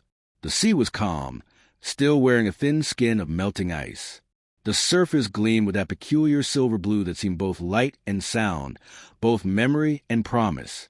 Aaron crouched, touching the edge of the ice, feeling it tremble faintly beneath his fingers. For a moment, he thought it was only the wind, but then he saw it, movement upon the frozen plain, shapes, faint and fluid, gliding between reflection and reality. Wolves. They were nearly invisible, their forms made of mist and memory, sleek bodies shimmering as though carved from moonlight itself. They passed over the ice without disturbing it, tails trailing faint ribbons of silver vapor. One of them stopped. It turned its head toward him. Its eyes glowed, not bright, not menacing, just knowing, like the eyes of someone who has seen all versions of the story and loves them all the same. Aaron's heart thudded. He remembered the tales. How Leif had once stood on the same shore and faced the wolves with an open hand. How that gesture had turned hunger into mercy. So the boy raised his hand too, his fingers trembling. The wind seemed to pause. "Thank you," he whispered. The wolf inclined its head, slow and deliberate, almost human in its grace. Then its form began to dissolve. First the eyes, then the outline of its body, until all that remained was a shimmer in the air, like breath fading from glass. Aaron waited, hoping it would return. But only the quiet remained, vast and unbroken. He ran back to the fire, breathless, his cheeks glowing from the cold and from wonder. "I saw them," he cried. "The wolves. They're still here." The elders looked up from the last embers of the feast. They did not laugh nor doubt. One of them, a woman with hair white as frost, smiled. "That," she said, "is the sound of peacekeeping watch." And so it was. Every year, as the thaw came and the valley turned silver once more, the people gathered at the fjord to remember. The feast was always the same: fish and bread, milk and honey, laughter and song. But there was always a place left empty, a bowl left untouched. That space belonged to what could not be seen but could always be felt. The wolves, the ancestors, the mercy that had remade the world. They sang the old song, though its words had long since blurred into tone and breath. Some called it Leif's hymn, others the bridge song. But its meaning endured, even when no one could explain it anymore. When the night deepened and the first mist rolled from the sea, the villagers would lower their voices, letting the children listen. For sometimes in the soft lull between verses, the wind would shift and the water would shimmer with faint silver ripples, as if something vast and gentle stirred beneath. The villagers would bow their heads, whisper the ancient refrain, and somewhere beyond the cliffs the wolves would answer, their howls rolling across the night. Not mournful, not wild, but steady and full, echoing in rhythm with the scarred moon above. It was said that the moon's light itself swelled a little brighter during those nights, as though warmed by recognition. The years became centuries. The names changed, the language softened. The people forgot what gods had ruled before, what wars had burned their fields. But the ritual remained. Children grew into elders without ever questioning why they sang to the sea, or why every doorway bore the same carved words. The moon need not hide. They just knew it felt right, as natural as breath. And so, even as kingdoms rose and crumbled beyond the valley, Galdarvik endured. A quiet village by a silver sea, untouched by conquest or famine, held together by something invisible and tender as song. Travelers who came through would speak of it in awe. "They have no fear there," they'd say. Even the wolves walked beside their fires. On the longest night of each year, the moonlight reached its fullest, and the people would gather once more. They would light their fires not for warmth, but for memory. The flames shimmered gold upon the ice, and their reflections mingled with the scars of the moon above. The elders led the final verse, voices deep and certain, while the children listened wide-eyed, tracing runes in the frost. And when the last note faded, silence returned, vast, loving, alive. The villagers would then whisper together, softly but clearly enough for the sea to hear. "The debt is paid. Hunger has learned its name. Peace remembers." The water shimmered in reply. The wolves answered from afar. And though the centuries wore away the memory of names and faces, though even the gods themselves dissolved into dream and dust, the song endured. It passed through generations like pulse, like tide, like breath, an inheritance older than language, stronger than time. In that quiet corner of the north, peace was not an ending. It was a rhythm, reborn each season, fragile and eternal, humming softly through sea and stone, through wolf and man alike. The debt is paid. Hunger has learned its name. Peace remembers. And beneath the scarred, shining moon, the world endured.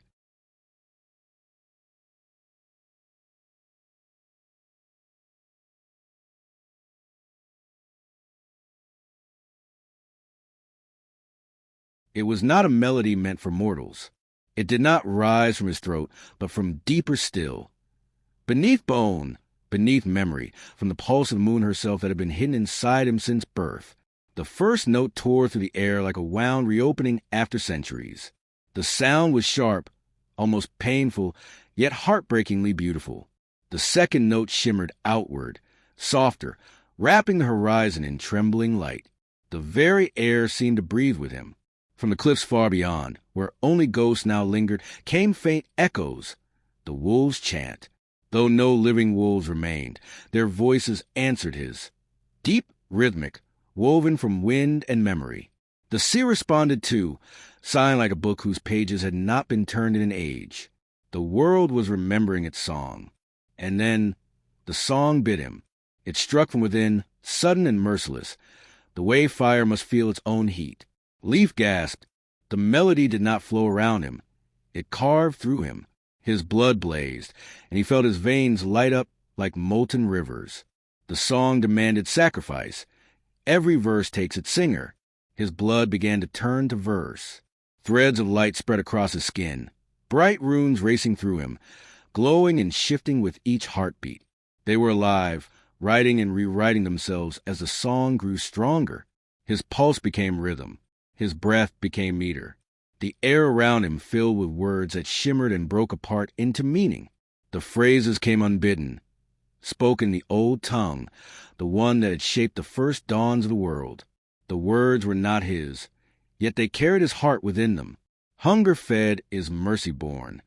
Silence sings when love endures. The moon remembers the names of her wounds. Each phrase burst from him like light escaping a cage. The wind caught the words and lifted them, curling them upward in delicate spirals of silver mist that reached the flickering moon above. The air shimmered with language. Even the sea seemed to hum. Leif staggered, but did not stop. The melody was larger than him now. He was only the instrument through which it moved. His knees buckled, yet still he sang, his voice breaking and reforming, the sound raw and radiant. Every note drew strength from him. Each syllable carried away a fragment of his being. But the song did not devour cruelly. It revered him. It consumed him the way the tide embraces a shore, both taking and giving, erasing and remaking. He felt his body dissolving into the music, yet he was not afraid. The pain was exquisite, sacred. His voice cracked, but the melody went on without him. It no longer needed his breath. It had become him. And far above, the moon responded. She flickered, once, twice, then steadied. The light that spilled from her was different now. Softer, deliberate, remembering the shape of wholeness. The scars across her face glowed like veins of gold through silver skin. The frozen sea mirrored her glow, rippling with reflections of verse. The words Leif had sung wove themselves into the water, glowing faintly before sinking out of sight. The runes on his arms and chest blazed brighter than ever, pouring light into the air until night looked like dawn trying to be born. His body was transparent now, filled with living script. Through his skin one could see the words moving, flowing, carrying stories from one heartbeat to the next. He sang louder. He had no choice. The world demanded it. And then, in the reflection on the ice, where once there had been only his distorted shadow, another figure appeared. Halla. Her form was made of light and breath, her wolf's eyes serene and infinite. She smiled, not sorrowful but proud, her expression the calm of someone who has seen eternity and chosen love. She stepped close in the reflection, not upon the ice but beneath it, as though the sea itself remembered her shape. Her lips moved. Leif recognized the words instantly, though no sound left her mouth. Together, they spoke the final line. What is remembered cannot be devoured. The final note rose from him, slow and endless, shimmering in the cold air like blood turned to light. It hung there, hovering between worlds. The sea stilled. The wind stopped moving. Even the stars held their breath. When the note finally fell, it broke softly against the horizon, and the moon brightened, no longer bleeding, no longer trembling. Her silver glow spread outward like forgiveness, washing across the mountains, through the frozen trees, over every forgotten shadow that had ever been cast in her name. The runes upon Leif's body dimmed. The brilliance bled away, cooling into faint scars that pulsed once and then stilled. His blood slowed, quieted. He fell to his knees upon the ice, gasping, the steam of his breath mingling with the mist that still glowed faintly from his song. He looked up. The moon pulsed once, slow and deliberate, an answering heartbeat. For a moment, Leif thought he could hear everything. The wolves breathing beneath the stars, the tide whispering against the edges of the world, the faint laughter of Halla drifting through the newly healed silence. The air shimmered with warmth though the wind was cold. The scars on his skin no longer hurt. They hummed softly, as if whispering the verses back to him. Hunger fed is mercy born. Silence sings when love endures. The moon remembers the names of her wounds. He bowed his head, not in defeat, but in gratitude. The song had taken from him nearly everything, his strength, his memories, his voice. Yet it had left him something greater in return, a world that could breathe again. He whispered to the sea, his voice fragile but calm. "Sleep now, Halla. You've taught the sky to forgive." The water at his feet shimmered faintly, and for an instant the reflection of the moon rippled into the shape of a wolf's head before smoothing back into stillness. Above, the moon continued to shine, scarred, yes, but whole in her imperfection. Her light no longer sought to dominate the darkness. It danced with it. Every star in the heavens seemed to draw closer, forming constellations that had not been seen in living memory. The wolves' chant, faint and far away, blended with the sigh of the sea. The world sang with Leif now, its rhythm restored, its hunger tempered by mercy. He lay upon the ice, exhausted, his body almost weightless. The night carried his song far beyond the horizon, threading it into the bones of the earth, into the breath of those yet unborn. And though his lips no longer moved, the melody still lived within him, radiant and unending. It would echo in every thaw and every tide to come. For the first time since the night of his birth, Leif was not alone. His shadow had returned, quiet and steady, lying beside him like an old friend keeping vigil. Together, they watched the moon rise higher, her scars gleaming with quiet pride. The world had learned to breathe again. And somewhere between heartbeat and silence, the song whispered one final truth, meant only for him. Peace does not erase pain. It teaches it to sing. Leif smiled, his eyes closed. The tide sighed once more, gentle and low, and the wind carried his breath upward, to the moon that no longer bled, to the sky that had learned to listen, to the stars that had finally remembered their rhythm. And for the first time in the history of creation, the world sang with him. The moon came back broken. Its return was not a triumph, but a trembling. No herald, no thunder, no blaze of rebirth. Only the slow unveiling of a wounded light struggling to remember itself.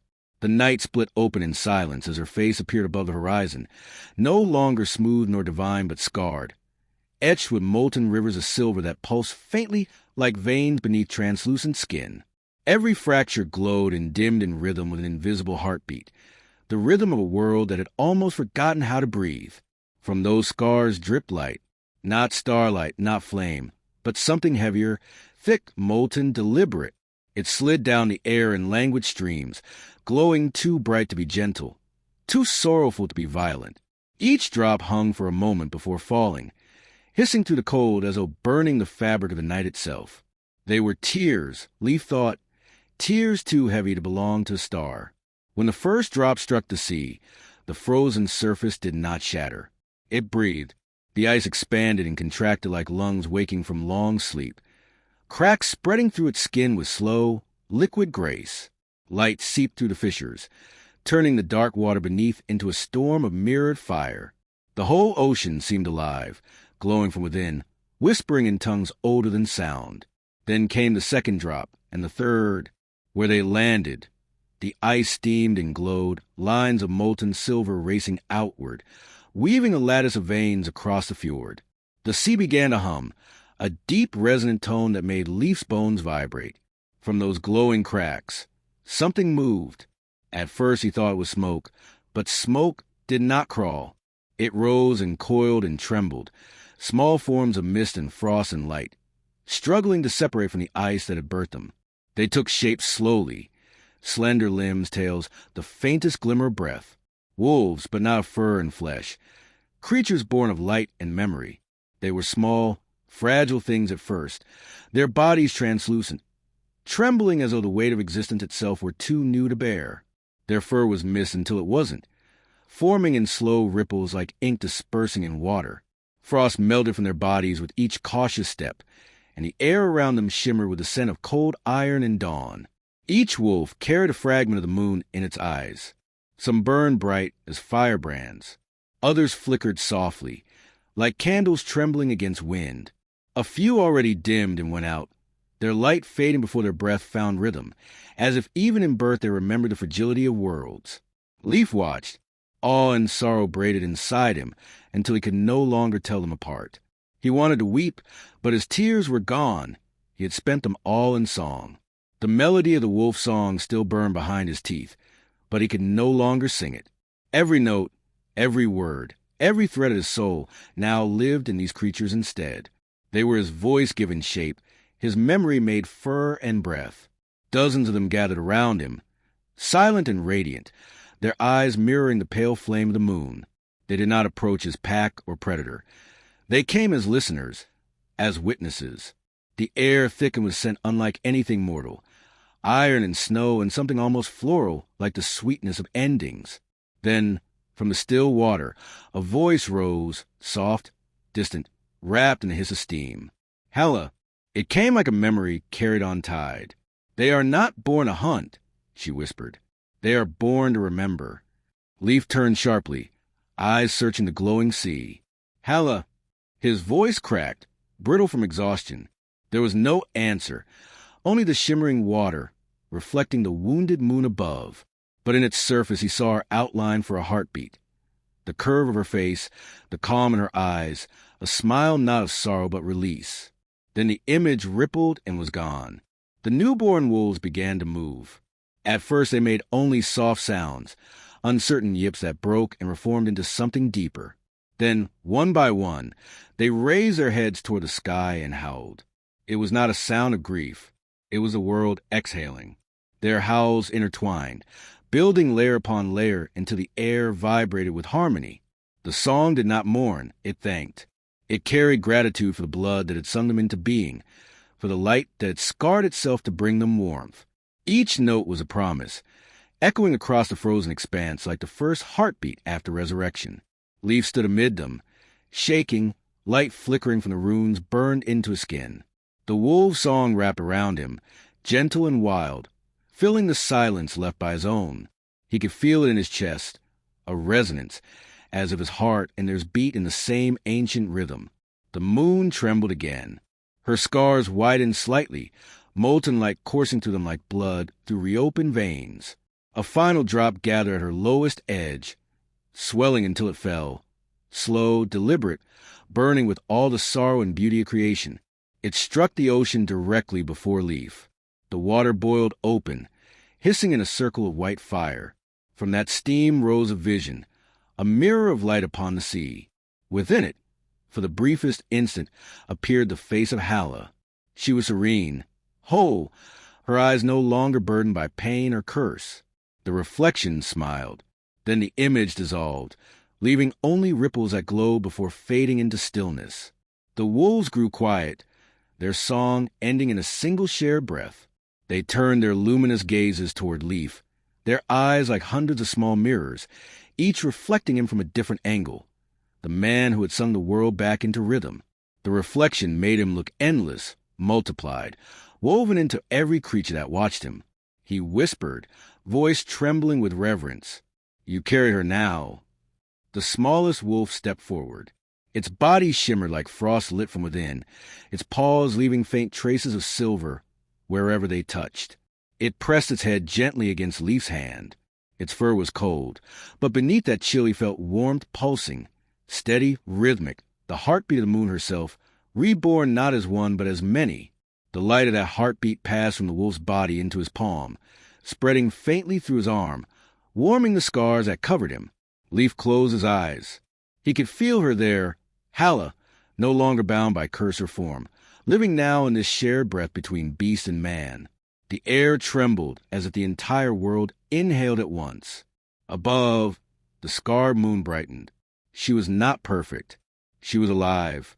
The wounds across her surface gleamed like rivers of fire, and each crack glowed brighter than the untouched stone between them, as though the pain itself had learned to shine. For the first time, she did not try to hide her scars. She wore them like memory, like armor, like truth. Leif sank slowly to his knees. His body ached, his veins still thrumming with leftover song. Around him, the newborn wolves laid down in a wide circle, their breathing syncing with his. Their chests rose and fell as one, the rhythm of the moon reborn. The sea glowed softly beneath them, its reflection holding every piece of this new world. The broken moon, the glowing wolves, the man whose blood had turned to verse. He looked up through tears he did not feel fall. Even broken light, he whispered, can still guide. The night stretched wide and still, a vast, trembling pause held between endings and beginnings. The last of the molten light cooled upon the sea, sinking into glassy ripples that gleamed with quiet exhaustion. The air carried the faint scent of iron and rain, but it was a gentle smell now, of warmth finally forgiven. Around Leif, the wolves slept in a crescent, their bodies forming a living constellation on the ice. Their fur glowed softly, the faint shimmer of embers remembering fire. Every rise and fall of their breaths sent silver mist curling through the air, and that mist hung low, weaving around Leif's legs like something that wished to stay. The wind had gone utterly still. Even the sea seemed to hold its breath. The whole world listened, newborn and raw, wrapped in a silence that was not absence but awe. Leif sat alone at the edge of the ice, his reflection and the moons drifting side by side on the trembling water. The scars upon the moon's face pulsed faintly, each one a reminder that wholeness need not mean perfection. He touched the surface beside him, and the ripples spread, mingling his image with hers until they were indistinguishable. Two broken lights, mended by motion. And then, for the first time in his life, his body cast a shadow. It stretched long and thin across the frozen sea behind him, uncertain at first, as if unsure it had the right to exist. He turned slowly, and the shadow hesitated, then settled, solid and still. It had no eyes, no mouth, yet he felt it watching him with patient familiarity. A voice rose from it, low as breath, warm as memory. "Leif!" He froze. The sound was his own, but aged, deeper, shaped by echoes carved in stone. The shadow stepped forward, separating itself from the dim light that birthed it, becoming denser, more defined. "You've sung the world back into balance," it said. "The curse is unraveled." Leif swallowed hard. "Then why are you still here?" The shadow smiled, or something like a smile rippled through its shape, like moonlight crossing dark water. "Because you were never the curse," it said softly. "You were its messenger," the silence learning to speak again. The wind stirred, brushing the fur of the sleeping wolves. Leif looked down at his hands. The runes that had once blazed like wounds were faint now, no longer burning, but quietly pulsing beneath the skin. "Then what am I now?" he asked. The shadow tilted its head. "A bridge." Leif frowned. "Between what?" "Between hunger and peace. Between all that devours and all that forgives." He laughed softly, almost bitterly. "Bridges break." "Only when they refuse both sides," the shadow replied. "You don't belong to the gods or the wolves anymore. You belong to the space between the part that listens." Leif turned toward the horizon, where the sea met the faint rim of dawn. The moon's reflection rippled there, trembling but whole. "I don't know if I can hold that balance forever." "Balance isn't forever," said the shadow. "It's every moment you choose not to hate what once harmed you." The words lingered in the cold air like breath. Leif felt them settle inside him, simple and weightless, yet impossibly heavy with truth. The wolves stirred then, one by one, their fur catching the moonlight like mirrors. Their howls were gentle this time, half song, half prayer. They did not mourn. They gave thanks to the light that bled and the man who sang. The shadow turned to watch them, its form flickering faintly. "They will carry hunger forward," it said, "but gently. You taught them to feed on remembrance instead of blood." Leif's gaze softened. "And what will I carry?" "Peace," the shadow replied, "but only if you let it bite now and then." He laughed quietly, a fragile sound that warmed the ice around him. Then maybe I was never cursed after all. The shadow's tone gentle to a whisper. No, Leaf, you were the cure wearing the shape of its wound. The wind rose again, and for a heartbeat it passed through him, and through the shadow too. They merged, light and dark, breath and echo. For that brief instant he was everything. Hunger and calm, man and wolf, silence and song. When the wind faded, the shadow no longer spoke. It simply followed, loyal, steady, whole. Leaf stood slowly and turned toward the wolves. The smallest of them lifted its head, blinking sleepily, its eyes silver as dawn. A thin curl of mist left its mouth when it yawned, and it looked to him as though waiting for instruction. Above them, the moon drifted lower, its scars glowing soft as breath. Leaf lifted his face to it and whispered, "Rest now. I'll keep watch." The sea sighed in response, a sound of acceptance rather than grief. He felt the warmth on his skin then, not the cold shimmer of divine light, not the burn of magic, but something quieter, human warmth, his own. He exhaled slowly, letting the air fill him as the world around him began to stir from its sacred pause. The wolves nestled closer, their bodies curling into one another, their breath joining his. And as dawn finally reached the ice, spilling color across the horizon, his shadow stayed with him. It moved in rhythm with his breath, soft and sure, never leading, never lagging, a perfect echo. Leaf closed his eyes and smiled, feeling the pulse of the world within him and beneath him, as if the ice itself beat with his heart. He was not God or beast or curse. He was the bridge between all that once hungered and all that now knew peace. Years passed, gentle as tide, unhurried as forgiveness. The wolves of light, once born from the molten tears of the moon, dwindled into legend. In the village of Galdarvik, where the air once smelled of salt and omen, time learned to walk again. The people who had once feared the sea now blessed it each morning, tossing crumbs of bread into its patient waves. They said it was for the wolves, that they might eat peace instead of prayer. The scarred moon hung faithfully above them, not whole but loyal. Her wounds glowed gold in the cold months and pale blue in the thaw, reminding mortals that even the heavens could break and still return. Children grew up tracing her cracks like constellations, learning the story not as a tragedy, but as a promise. Even pain, if remembered gently, becomes light. The sea no longer froze with fear. Fishermen sang to the waves again. They called it Leaf's tide, the current that never turned cruel, no matter how deep the winter bit. In the evenings, mothers told tales of the moon's wolves to their little ones, describing their fur as woven from songs and silver. When the children played by the shore, they would press their hands into sand where the wolves had once lain, tracing paw prints that still shimmered faintly when the tide withdrew. And Leaf, once the cursed child, once the bridge between hunger and peace, became a skald. He carried no sword, no banner, no mark of conquest. Instead, he bore a harp carved from the remnants of the old stave church, the same one whose saints had once snarled and whose crucifix had bled moonlight. He had polished the wood until it gleamed with memory, and each string was strung with silver hair from the wolves who had followed him through his youth. Wherever Leaf went, the people said the wind changed. It began to move in rhythm, as if remembering how to breathe in verse.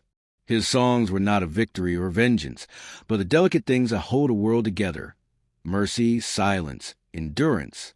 He sang of gods who learned to weep, of wolves who forgave, of mortals who remembered. In the taverns of distant ports, sailors swore that when Leaf played, the sea leaned closer to listen. In the mountain villages, shepherds said the snow melted faster after his songs, as if even frost respected his warmth. And always, always there were wolves, pale silhouettes watching from the edge of firelight, their eyes gleaming not with hunger but with recognition. They never attacked. They never howled. They only listened. Leaf aged as the moon did, silver creeping through his hair, his eyes dimming to the soft color of twilight. But his voice never faltered. It carried across storm and silence alike, steady as a heartbeat. He sang beside hearths and in storm-tossed halls, beneath skies streaked with auroras that shimmered like memory given form. People who heard him often wept without knowing why. Some said it was because his songs made them remember what they'd tried to forget. Others said it was because he reminded them of something older than grief, the possibility of gentleness. Children would sit close to his feet, tracing the faint scars that wound along his arms, the remnant of the runes that had once burned with moonlight. He never hid them. When they asked if they hurt, he would smile and answer, "Not anymore. They only hum when I lie." In the final winter of his life, when his hand began to tremble and his voice turned soft as falling snow, Leif returned home. Galdarvik welcomed him like a son long forgiven. The fjord was calm that evening, its surface a mirror of molten silver, humming faintly with a residue of old verses. The villagers gathered on the shore to hear his last tale. Even the wolves crept down from the high forests, padding silently through the drifts to sit among them.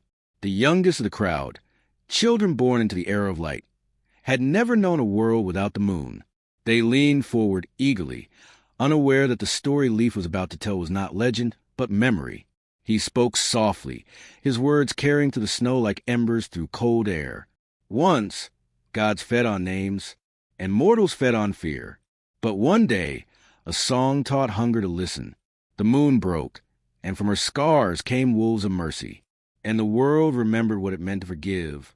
When he finished, the silence that followed was not empty but full, like soil after rain, like lungs after grief. The villagers bowed their heads, though none had been told to. Leif looked upward at the trembling moon. She was smaller now, gentler, her scars glowing faintly gold instead of silver. The wind tugged at his cloak, whispering thanks. He smiled, his breath turning to mist. "When hunger learns mercy," he said, "the moon need not hide." That night, the sky cleared until every star shone sharp as new glass. Leif walked alone to the edge of the sea, harp in hand. His reflection in the moonlit water seemed older than he was, but also freer, less shadow, more shimmer. The wolves followed at a respectful distance, lying down upon the ice to watch. He played one final song. No one later could describe it. They could only say it sounded like forgiveness learning how to breathe. Some said the melody came from the sea itself, others from the moon. The truth, perhaps, was that it came from both. As he played, the tide crept closer, lapping at his boots like a familiar animal. He did not step back. When the song ended, he smiled and whispered to the water, "We remember now." The tide rose. It reached his knees, his waist, his chest. Some say he stepped forward willingly and became reflection, a shimmer across the surface, neither man nor memory. Others swore that when the moonlight struck his harp, both he and the instrument dissolved into song. And a few whispered that he lay down upon the ice and vanished like a breath returning to the sky. But all who were there agreed on this. As the moon reached its zenith, a single howl rose from the shore, long and low, rich with every century of silence that had preceded it. It did not echo in the forest. It echoed in the stars. The villagers looked up. The constellations seemed to tremble, their light pulsing faintly in answer. Some swore they saw the shapes of wolves among the stars, running side by side with a figure carrying a harp. For a heartbeat longer than time could measure, every living thing, man, beast, sea, and sky, paused to listen. Then the sound faded into the great, merciful quiet that Leif had left behind. Years later, storytellers still sang of Leif the Skald of the Moon, the man who had turned a curse into a bridge, who had taught hunger to rest. They said that every winter, when the moon's scars glowed brightest, the wolves would gather on the cliffs above Galdarvik and lift their heads, not in grief, but in remembrance. Their howls rolled across the night like verses, rising and falling with the rhythm of waves. And somewhere far above, in the glittering tapestry of heaven, a single note would answer them, soft, pure, eternal. For even the stars had learned his refrain. When hunger learns mercy, the moon need not hide. And so ended the saga of Leif of Galdarvik, the child once cursed by silence, the man who fed the gods with song, the skald who taught the world that even hunger could love. And though ages would pass, and tongues would forget his name, the last echo of his voice still moves quietly through the cosmos, not in the forest, not in the sea, but in the stars themselves, where the final howl of creation still hums the memory of mercy. By the time word of the moon's return reached Galdarvik, The whole valley shimmered in silver thaw. The mountains gleamed with melting frost, and rivulets whispered to the still air as if the earth itself were sighing with relief. No one had seen light like that in decades. Gentle, forgiving, neither sun nor flame. It felt alive. The villagers descended from their hills cautiously. Farmers still wearing winter furs. Fishers gripping nets long dry. Children clinging to their mothers' skirts. They followed the silver reflection down the winding paths until they reached the fjord, where the scarred moon hung above the world, whole enough to love again. Its light spilled across the water like liquid mercy, turning ice into mirrors and the people's silence into prayer. They stood at the shore and gasped. There, upon the snow, lay wolves, dozens of them, pale and radiant, arranged in a half-circle around a solitary man. Their bodies pulsed faintly with moonlight. Their breath rose like slow incense. They were not snarling. They were waiting. Leaf stood among them, his shadow moving easily behind him now, no longer rebellious or afraid. His eyes glowed like candlelight seen through deep water, soft and steady. He raised his hand toward the trembling crowd. "Don't fear them," he said, voice calm as tide. "They're only hungry for belonging." No one dared to move. Then, from the press of legs and whispers, a small boy broke free, barefoot, fearless, the moon reflected whole in his wide eyes. He stepped forward, holding a piece of bread. The nearest wolf, young, silver, uncertain, sniffed at it, then took it gently from his palm. The spell broke. A murmur spread through the villagers like wind through grass. One by one, they opened their baskets, fish, meat, bread, and knelt in the snow, offering what little they had. The wolves approached slowly, tails low, movements fluid, reverent. For the first time in living memory, humans and wolves ate together beneath the same moon, their breaths steaming and mingling in the cold air. And for the first time, no one called it a miracle. It felt too natural. When the meal was done, Leaf climbed a small drift of ice, his cloak fluttering around him like torn wings now mended. The wolves lay at his feet, calm, the villagers in a wide circle beyond them. The sea stilled, listening. Leaf's voice rose over it, gentle, carrying like music. He told them the story, not as myth or sermon, but as truth remembered. He spoke of how mortals betrayed the moon's guardians, trading loyalty for the illusion of control. How his ancestors bound the wolves in chains of silence and fear. How the gods who once ruled hunger began to wear human faces, devouring peace in the name of progress. And how, in the end, love, sung without fear, taught even the oldest hunger to rest. He told them of Hala, the wolf who had once come to kill a cursed child and instead chose mercy. Of her sacrifice, how she gave her life to the ice, not in the story, but to balance it. He spoke of Fenrir, who had once devoured sons and now had learned restraint, of the song that fed instead of devoured, and of the debt that had shadowed his bloodline, now finally forgiven. Not by gods, Leaf said softly, but by memory, by mercy that remembers. The villagers listened, spellbound. When he finished, the moon seemed to lean closer, its scars glowing faintly gold. The wolves stretched, sighing, and lay their heads at the villagers' feet, breathing in rhythm with the slow hush of the tide. An old woman stepped forward, Svala, the grandmother who had once prayed to have the cursed child drowned. Her hands trembled as she spoke. "And what of you, Leaf? Where are you now?" Leaf's smile was quiet and luminous, his voice both tired and infinite. "A bridge," he said, "between what we were and what we choose to become, between hunger and peace." Beside him, his shadow flickered soft, kind, and whispered words only he could hear. Bridges do not last by standing still. They last by being crossed. Leaf nodded. He looked to the people, then to the wolves. "Then cross," he said simply. And they did. One by one, villagers knelt and touched fur. Wolves leaned forward, pressing cold noses into human palms. A child laughed. A hunter wept. Hands brushed claws, tears mingled with snow, and for the first time since the world began keeping debts, fear dissolved, not shattered, but melted away like salt in thawing water. The moon above them flickered, not in pain but in blessing. Each of her scars shimmered as if smiling. That night, As the feast turned into song, Leif sat upon the ice and played his harp, the same one carved from the old stave church, its strings humming softly under fingers that trembled with gratitude. The villagers sang with him, hesitant at first, then bold. The wolves joined, their howls folding into melody, deep and mournful and holy. And when the music finally faded, the moon dripped one final bead of molten light into the sea. It did not birth another wolf. Instead, it became a ripple, spreading outward in silence until it disappeared beyond the horizon. The villagers said it was traveling the world, a silver promise on its way to distant shores. Leif watched it fade, knowing it would return one day, as all things that remember mercy do. As dawn touched the horizon for the first time in months, the sky blushed faintly with gold. The villagers turned to see Leif walking along the edge of the fjord, his shadow beside him, faithful now, no longer hesitant, and the wolves trailing close behind like living verses of an unfinished hymn. The snow crunched softly beneath his boots, his breath clouded in rhythm with theirs. The air was thick with the scent of salt and beginnings.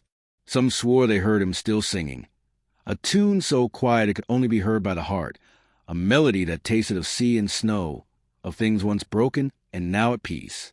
No one remembered all the words, but the refrain stayed with them, passing from one generation to the next, whispered to children when the nights grew long. The debt is paid. Hunger has learned its name. Peace remembers. And so the people of Galdarvik began again.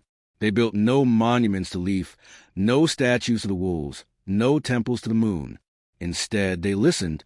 Each year, when winter came, they left food at the edge of the fjord, fish, bread, milk, and mead, and they told their children not to fear the sound of howling in the distance.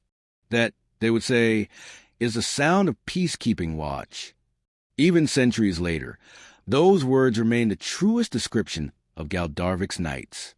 When the wind came down from the northern passes and the moonlight turned the fjord to glass, the villagers would sometimes hear that low, even harmony, part howl, part him, rolling through the air like the tide in slow motion.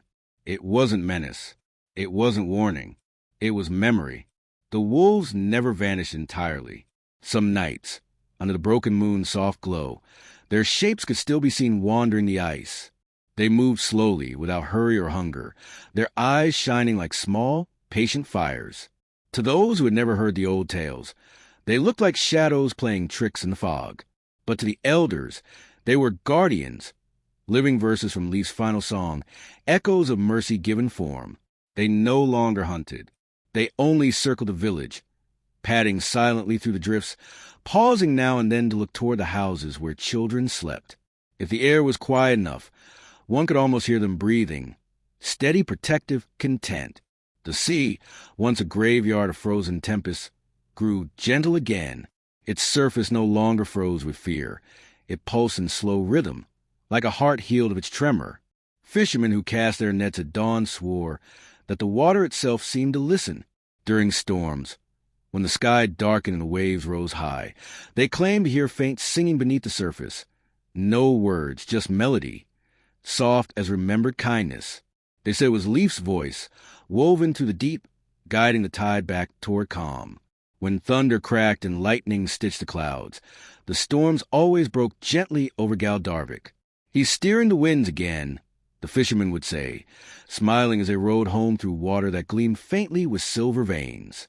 Sometimes a net would come up empty of fish, but full of moonlit seaweed that glowed faintly in the dark. The villagers called it Leif's hair, a sign that the bridge between hunger and peace still held strong. Generations passed. The story of the Bridge of Mercy became both legend and law. Parents taught their children to feed what they feared, to leave milk of the wolves at the edge of the forest, to speak kindly to storms, to sing to the sea instead of cursing it. They learned that silence could heal what anger once worsened. No one raised weapons against the wild anymore. The old curse faded from history, remembered only as a caution whispered to those who forgot gratitude. It survived not in scripture or sermon, but in small gestures, a loaf left on the windowsill during snow, a lantern kept burning through long winter nights, facing the fjord. And on every doorframe in Galdarvik, there was carved the same line in runes smoothed by years of touch. The moon need not hide. Children traced the letters before bed, believing it kept nightmares away. And perhaps it did, for the dreams of Galdarvik were no longer full of wolves' teeth, but their eyes calm and knowing. Every year, when the thaw came and the valley turned silver once more, the people gathered at the fjord to remember. The thaw was sacred. It was not just a melting of snow, but the return of breath, the time when the earth remembered itself alive. The villagers would set long tables along the shore, laden with food that told their story. Fish pulled from the patient sea, bread baked from the first harvest grain, mead brewed in moonlight. They ate together, fishers and farmers, elders and children, and as they did, they always left a portion untouched. A bowl of milk, a piece of bread, a strip of salted meat, a cup of honeyed ale. These were for the unseen guests, for the wolves of light, for Leaf, for the goddess who had once surrendered hunger to silence. The feast was followed by song. No one knew who began it each year, but it always started softly, a hum carried by the wind, until dozens of voices joined. They didn't need instruments. The sea was their drum, the moon their lantern. Sometimes, when the wind shifted just right, the sea shimmered. Silver ripples danced across the surface, spreading outward in perfect circles, though no hand or stone had touched it. The villagers would fall silent, bowing their heads as the ripples grew larger, reaching the edges of the fjord. Then they would whisper Leaf's refrain, the words that had carried through generations like heartbeat and inheritance. The debt is paid. Hunger has learned its name. Peace remembers. The sea always answered with quiet light, as if nodding. Somewhere beyond the cliffs, the wolves would answer too. Their howls rolled down from the mountains, not mournful, not wild, but steady and full, echoing in rhythm with the scarred moon above. Those who were young enough to stay awake through the night swore they could see the wolves then, pacing across the high ridges, their fur glinting with silver fire. Some claimed that if you watched closely, one of them carried a faint glow in its chest, the light of the rune that had once burned beneath Leaf's skin. The bridge still stands, the elders would murmur, watching the flickering silhouettes. As long as we remember, the bridge will not fall. And every heart in Galdarvik, from the smallest child to the oldest grandmother, could feel it, that delicate, unbreakable thread that bound sky and sea, man and beast, hunger and mercy. In the long winters that followed, travelers sometimes came through the valley, strangers from distant coasts where the moon's light was dimmer. They would ask why the people here sang to the sea instead of fearing it, why their doors bore strange carvings, why wolves walked so close to their fires. And the villagers would smile, pouring mead for their guests, saying only, because peace needs tending just like any flame. If the strangers stayed until night, they would hear for themselves the distant harmony of wolf song under moon, the soft answering hum from the sea. Some swore they even heard a second voice woven through it, faint but clear, singing words they could not translate. When asked who it was, the villagers always gave the same answer. That is Leaf keeping the rhythm. The world changed beyond Galdarvik. New towns rose, new faiths spread. Kings ruled, empires fell. But the little village by the fjord endured, untouched by conquest, guarded by its silence and its song. No plague came. No famine stayed long. The people said it was because the gods feared to trespass where a mortal's mercy had already redeemed them. And so, generation after generation, life continued, gentle, deliberate, intertwined with memory. Even as the language changed, as names faded from record, the ritual remained. At every thaw, when the valley gleamed silver and the moon's reflection lay steady upon the sea, they gathered and they sang. They no longer remembered the details, who Hala was, what the hunger had been, how the world had almost ended, but the feeling survived, the sense that the world could break and still be beautiful, that forgiveness was not weakness but rhythm restored. One winter, a child named Aaron, descendant of no one in particular, asked his grandmother why they left food by the sea. She smiled, her eyes silver with age and reflection. "So the world won't forget itself," she said, her voice soft as the snow that lingered long after winter had gone. The firelight shimmered across her face, tracing the lines time had carved there. Each wrinkle another river memory flowing into the sea of now. "So the sea remembers kindness," she continued, stirring the embers with a wooden spoon. And the moon remembers mercy. The boy's eyes, wide and silver in the firelight, lifted toward her.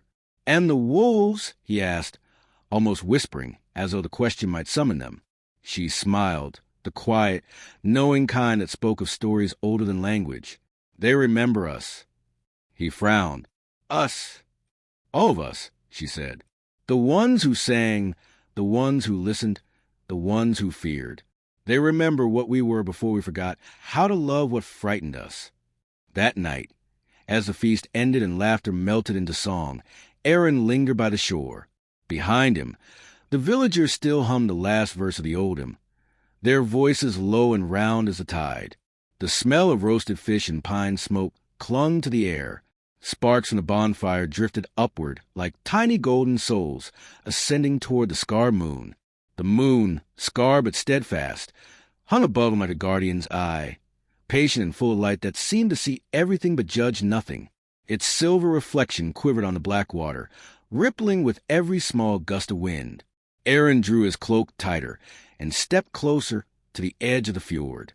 The water lapped against the ice in slow, rhythmic breaths. He could hear it breathing, as though the sea itself were alive and listening. Then he saw it, movement. At first, he thought it was only the reflection of the moon breaking apart on the ice. But then the shapes took form, sleek, silent figures slipping between shadow and shimmer, fur woven from frost and breath. Wolves. They were neither fully here nor fully elsewhere, walking the scene between reflection and reality. Their paws left no prints, yet the air trembled with each step they took. One of them paused. It turned its head toward him. Its eyes glowed, not fierce, not bright, but knowing, deep as memory. In that gaze, Aaron felt the weight of generations, of stories sung by firelight, of vows made to silence and kept by mercy.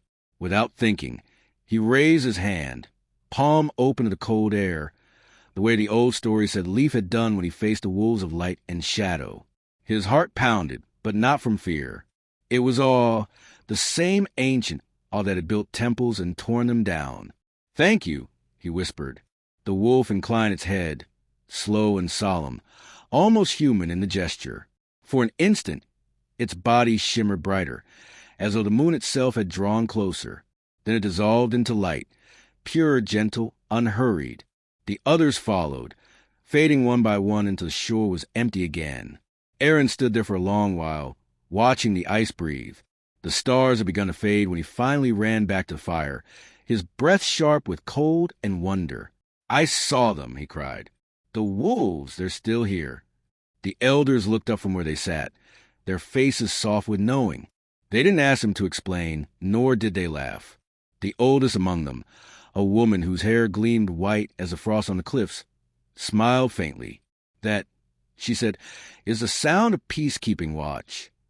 The others nodded, eyes shining with the reflection of the dying fire. And so it was. Each year the valley thawed and silvered again, and with the thaw came memory. The villagers gathered by the fjord as they always had, bringing food, stories, and laughter. Children skipped stones across the melting ice.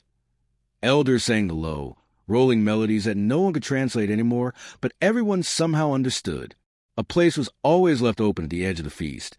A bowl of milk, a loaf of bread, a strip of dried fish laid carefully upon the snow. The offering was not the gods, for the gods had long since faded into dust and dream.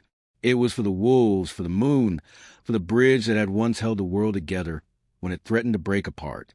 Sometimes, as the night deepened, the sea would shimmer, faint ripples of silver light spreading outward as if something vast and kind stirred beneath. The villagers would fall silent then, bowing their heads. Someone would whisper the old refrain, the one the sea seemed to love best. The debt is paid. Hunger has learned its name. Peace remembers. The children would look to the elders, puzzled by the words, and the elders would only smile. "You'll understand when you're older," they'd say, though they all knew that understanding wasn't something you reached. It was something that reached you. Time moved differently in Galdarvik. The world beyond changed. Kingdoms fell. Cities rose, languages shifted, but the valley endured. The snow still came early. The sea still sang in winter, and the moon still hung low and scar above the world it had once almost lost.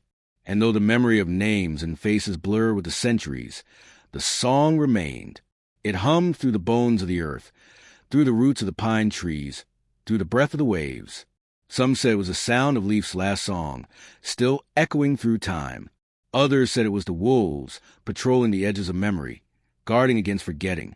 A few claimed it was the moon herself, humming softly to remind the world of mercy. Whatever it was, the people listened. And so, each year when the thaw came, they gathered once more beneath the scarred, shining moon. The air smelled of salt and renewal. The mountains gleamed like wet stone.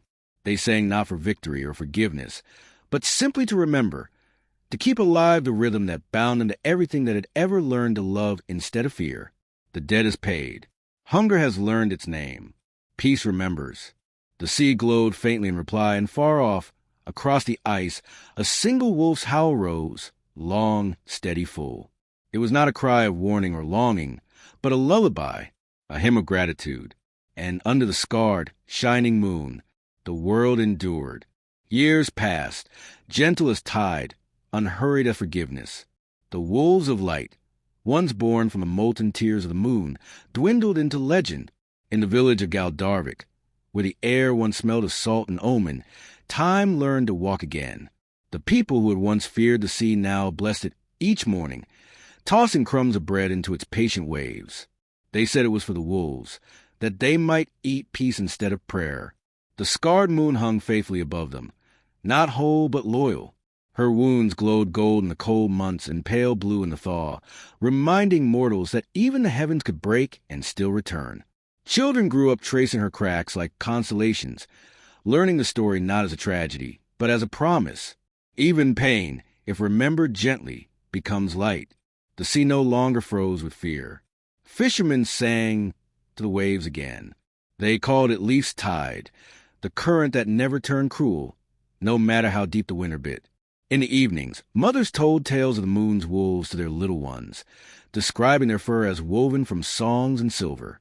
When the children played by the shore, they would press their hands into sand where the wolves had once lain, tracing paw prints that still shimmered faintly when the tide withdrew.